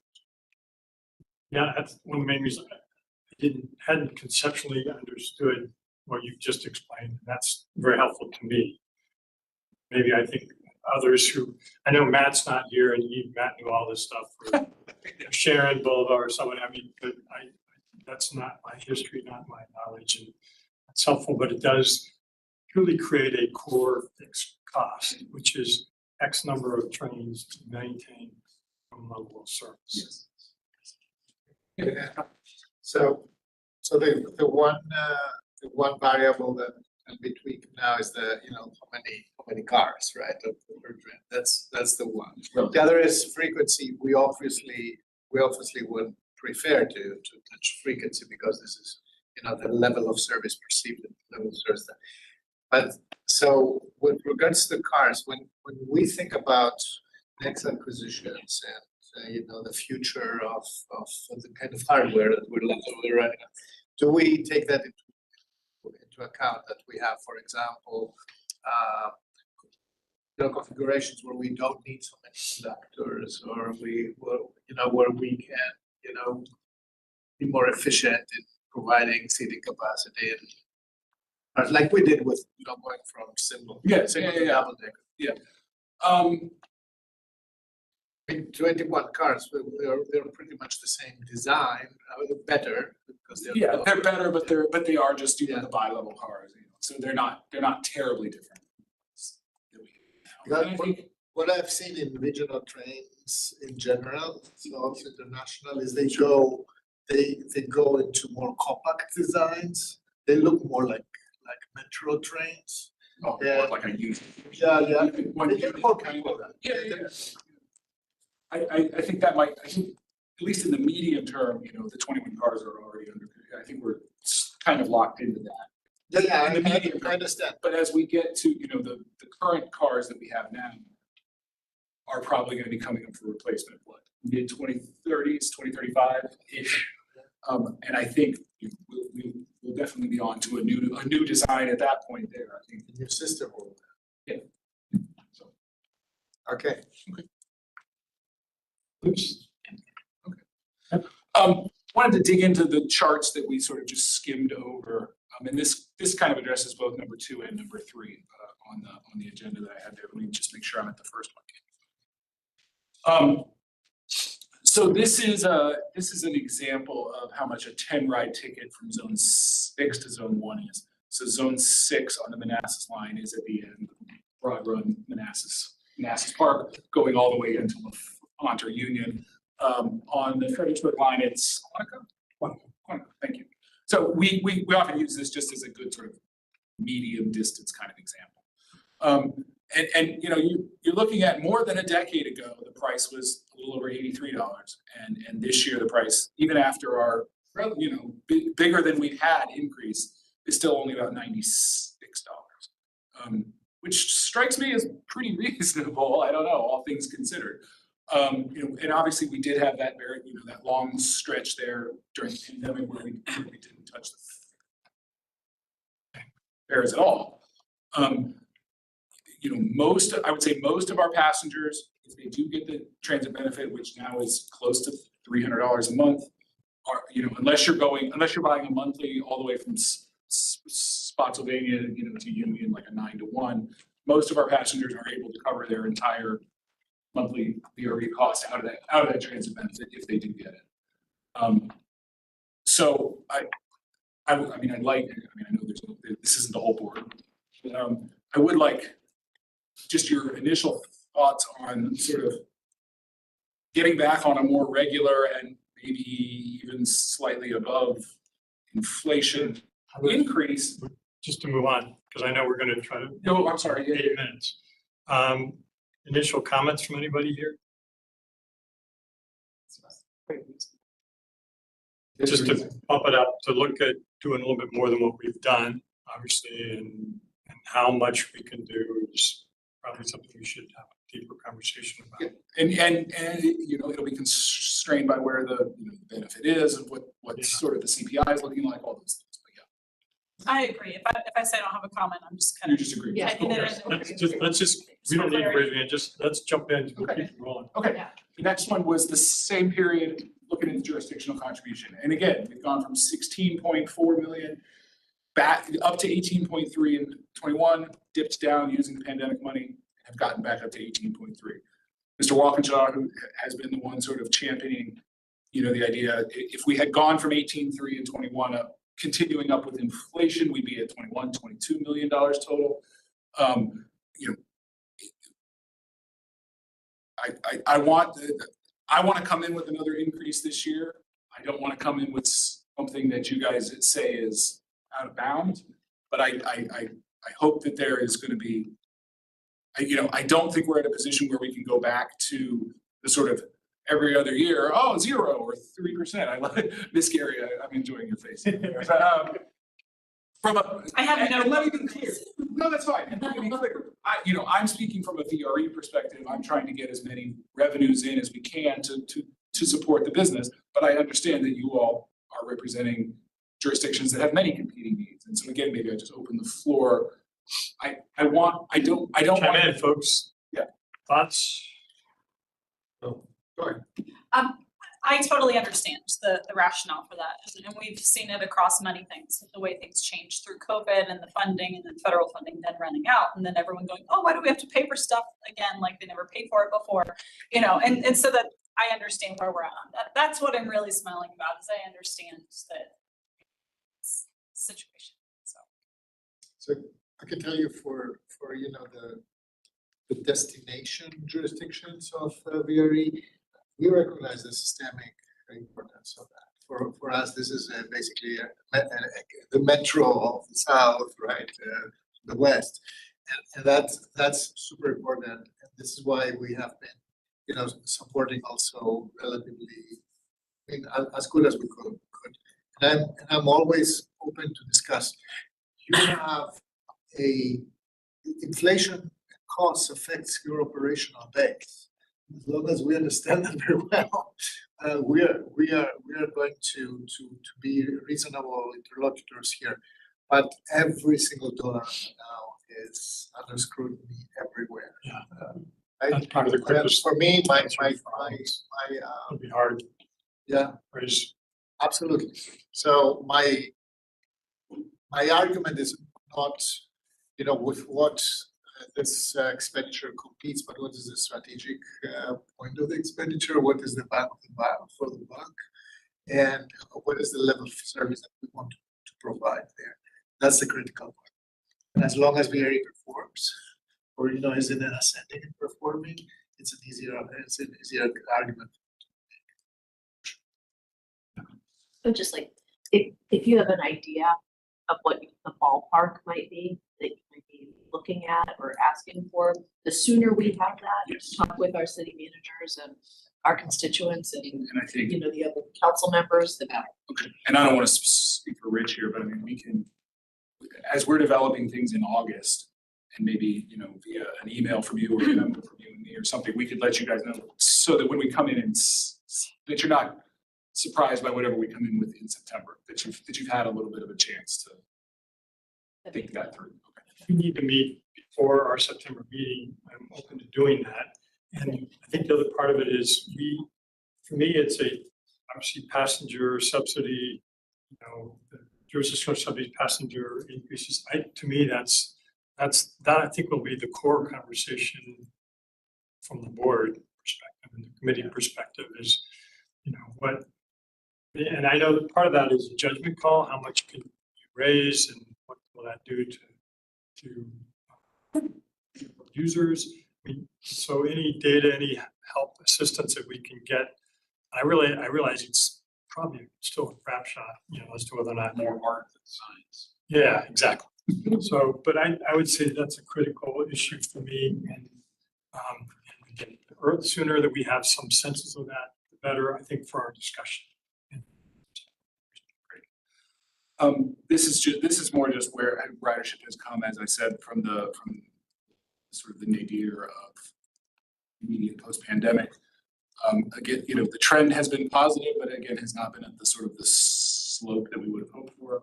I think in the early sort of 2021 periods, you know, we were hoping for a step change recovery, you know, that, you know, the OPM or the OMB would say, everyone come back, and it would go, boop, and we're past that now. It's like, this is where we are. But I think from and I'll go to this, I'll go to the next one because they sort of tie together. So this is a version of our budget that we use a lot of times with new board members and external audiences. And one of the first points that I always make is those two things on the right part of the circle, the train operations and maintenance, that's the Keolis contracts, and the access fees that we pay to the host railroads are more than half of our costs. So those are, I don't want to say that those are fixed, but those are kind of fixed costs. and you know, things like debt service, that's fixed. Things like insurance, we have to do that in order to operate. So the pieces of this that are really, I wouldn't even go so far as to call them discretionary, but that at least have some moving parts that we might take a look at. The other departmental costs, that is, you know, me and Rich and Leslie and everybody. Fuel and mechanical operations, can't really deal with the fuel, but the mechanical operations does have some, you know, some moving parts in it. That we could look at. And then the two at the very top, the lightest ones, the facilities maintenance and the project development, design and construction. So, you know, among these areas, take out the diesel, there's maybe $20 million there. That again, I wouldn't call it discretionary, but that at least we, like I was talking about, it is incumbent on us to be looking at to find efficiencies here. But two things can be true at once. We have to do that because that's how we need to operate the business. But that is not going to bring us to a sustainable level. And so, you know, the thing I would compare it with is like, if we were to be able to cut 10% out of those costs, which I'm not saying we could, but suppose we could, you're talking $1.5 to $2 million.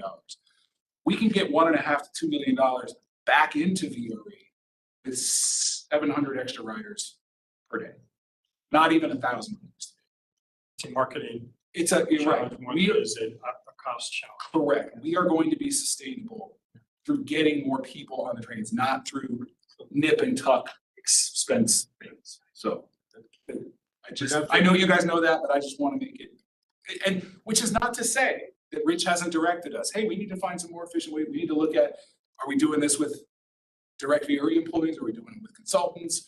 Are there, you know, projects that we can defer because they're not critical to the core mission? We have to do all those things. But the long-term sustainability is not down that road. 1202. Yes. I think a couple comments and then we'll probably be. I fully agree. And we have actually for many elected officials who are in the WMATA rail, you've seen that they increased actually service and they actually improved in all operational measures. That doesn't make them sustainable. But you know, by just cutting, you actually are in a death spiral, and that's the you know the opposite is the strategic direction here. Now, challenging it is very challenging. I think part of the conversation is what the opportunities are, of what she had discussed, on whether or not there is some benefits to access fees and host railroad costs. I can see based on conversations that potentially it could be very positive. Is there any legislative or other steps that we can take? I know we heard a little bit about legislative steps for the insurance costs. Anything else on that side of the equation or any sides of the equation we could do or take or look at that might have some significant impact? I'm not talking about, I mean, at least $1 million or so, something. I have a thought on that. And it's because of the dynamics and how it's changed with those who would use their benefits and are not going back. And I know normally we lobby the state for a lot. Obviously, we can ask federal government for things too, whether it happens or not is another thing. But I think that's a conversation we need to start having if people aren't going back to work, because that's where we got a lot of our funding from, was people using those benefits. So, I mean, we need to start having that conversation. If they're not sending people back. It's private sector too. I mean, in my business, we offer benefits for people to not drive. Right. But I don't know if that's common, and maybe there's some other kind of legislative piece of that. Does the state offer anything? I don't even know. I don't know. I think that we should start having that conversation federally. I think that we should say, hey, this is how it is. And is it like they need to give us money directly for something? I don't know, but they came up with the creative way of making this work and working with us on that in the past. And so what does that look like now? And it can't be left just to us to figure it out because we have had that partnership for so long. And so I think that we need to start having that discussion. I don't have an idea of what that looks like. I just think we need to do it. I'll just add, just real quick, because I don't want to ignore, we're not getting the right side of this chart, but you know, from a train operations and maintenance standpoint, Mark alluded to the fact that we will be re-procuring that. So part of what we're doing is we're looking for those opportunities as well. You know, let's not create a cost because of the way that we're writing the solicitation. Let's look at, you know, doing it the reverse way, if you will, and finding those contractors potential synergies, not, you know, help them do. Yes, that. So, yes. just want to add that. We're not ignoring that side as well, but, and you know what access means. There's vertical integration, there's vertical costs here, whether we incur them or somebody else, that essentially we could. Exactly. Marketing, we know, finding some other formula and method to get respirators.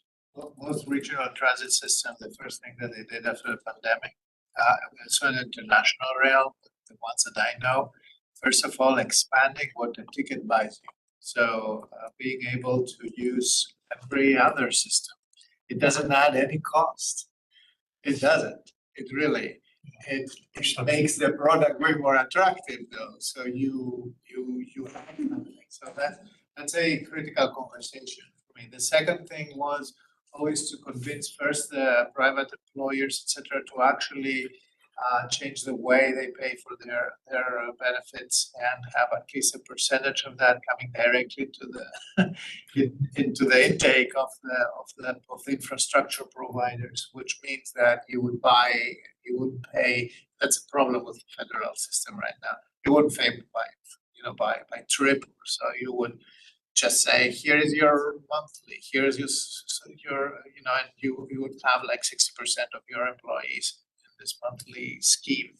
And this would go directly to shared agreement as you manage. And I think that this is financially way more sustainable, way more predictable. But this is at this moment kind of not, we're far from there. So